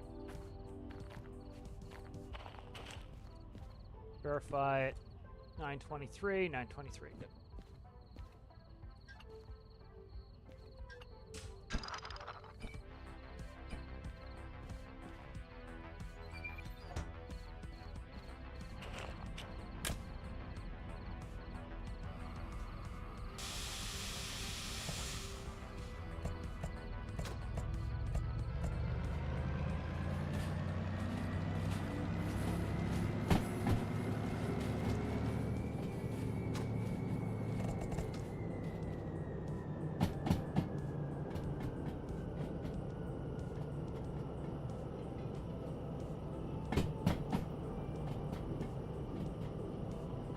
Yeah, they're fun to build in Stormworks. You know, I like all the engineering of it. I like putting all the features in. You know, I try to make them different too. Like, there's another diesel electric. The benefit is I already have the D2, which pretty much the same panels are going in there.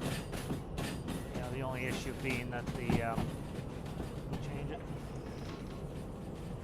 Yeah, that's gonna make it easy to do. The shell and the engine, all that comes together really fast. Did I just tried flipping that and I missed it. Okay. shit, fell off. Cat's not helping either. Come on, buddy. Oh, shit. Go. Stop. Come on. Oh, God. Brakes.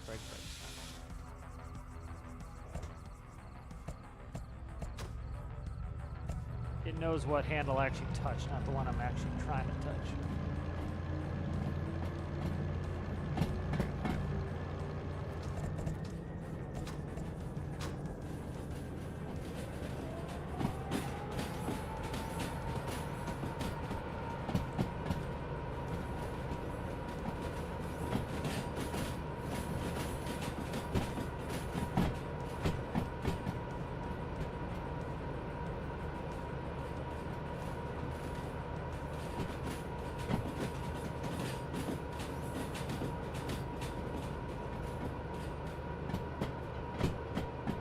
Got a bunch in there, so don't want to hit them too hard here.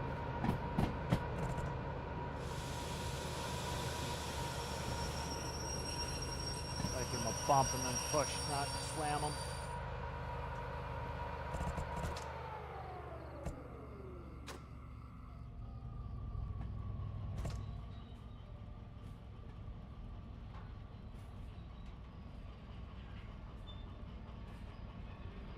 Should be able to tell when we hit them by the speedo.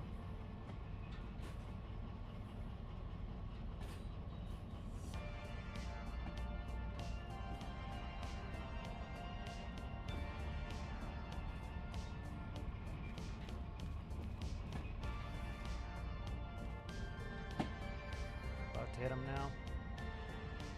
Here we go, we just got him. If y'all slow down just a little bit.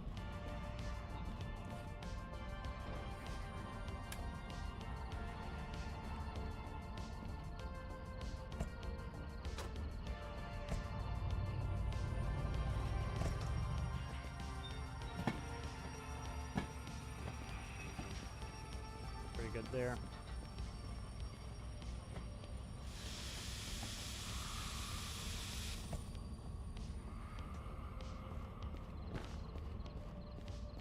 We in?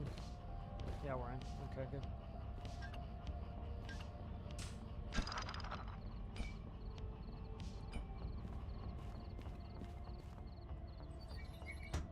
Nice.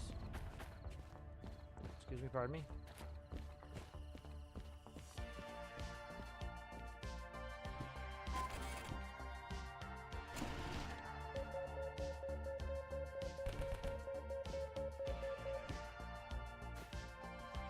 Good. Let's see what I want to do here.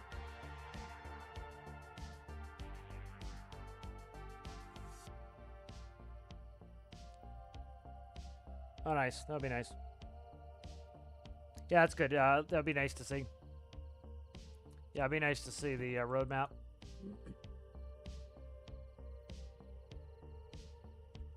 All right, so this is the big set of... Okay, that's...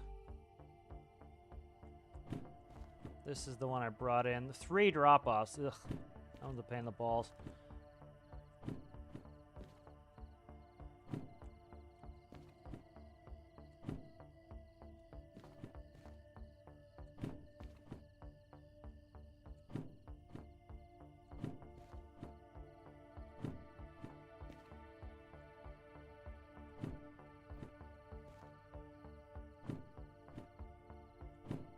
Let's see what we have here. Don't really want to shunt in this. There's 3 drop-offs. I don't want to do that. That's a big pain in the ass.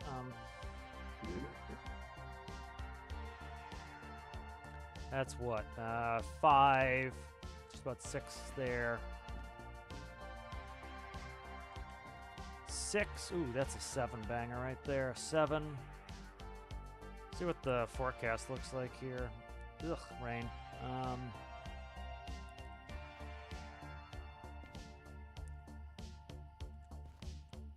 As you can see, Harbor has all sorts of nasties. So does this tell me how many loads are places too? I don't know.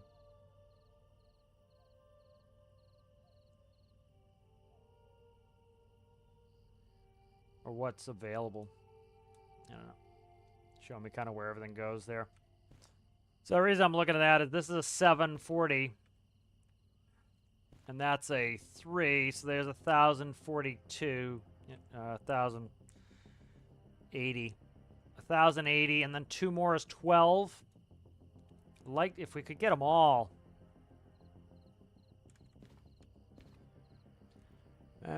We got a lot of downhill going on. We got a lot of downhill into harbor. I could run heavy going down. I could even take this empty bitch, too. Interesting. Instead of containers and loads. That'd be interesting. Yeah, I'd have whole rolling stock ready. There's a bunch of things I could do. That'd be kind of cool. Let's see. So these are all steel rails. So pretty much every steel rail. What is that? These are steel. Yeah, steel. Those are rails. These are billets. Okay, I see the billets now. Oh, that's machine. That's going machinery, anyways. So rails, rails, rails, and maybe those empty cars. We'll see. All right, let's see if I have a D2 or something that's reasonable to shunt with. Let me see where these are first. We'll find them. I know where the empties are. All right, here is steel rail. So this is the long steel rail here. So let's see. That's one of them. Busted. Here's another one. There's a third. So those are the sets there. That on the outbound track? I think it is.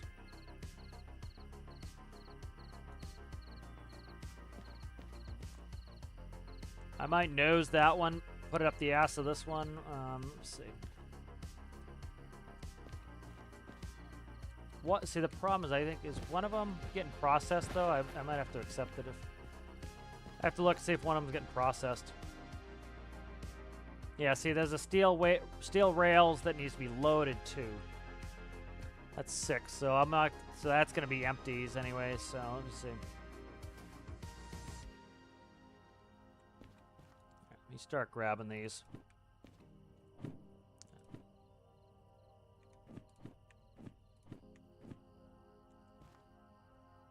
Alright, I'm going to save myself this aggravation. That's worth 7 grand. That's not really worth the time, I think. Could do it, but it's going to be a pain in the ass. Let's start looking at these. Cat's going nuts here, so figure out a second what I'm doing. You know, I might just finish up. Let's go ahead and finish up here. And then, yeah, we'll hit some more later. Because that's going to take me a while to get those all set up. And then take me a while to get there. But yeah, let's do that. Let's call it a day on that. Cat's bugging shit on me to eat, so. Alright, we'll see you later there, Citrus. Alright guys, so I think I'm going to finish up there. Thank you guys for watching. If you have not subscribed, please consider subscribing. If you like the video, please like the video. I appreciate that. That helps me out. And I will see you guys later. Thanks for watching. Bye.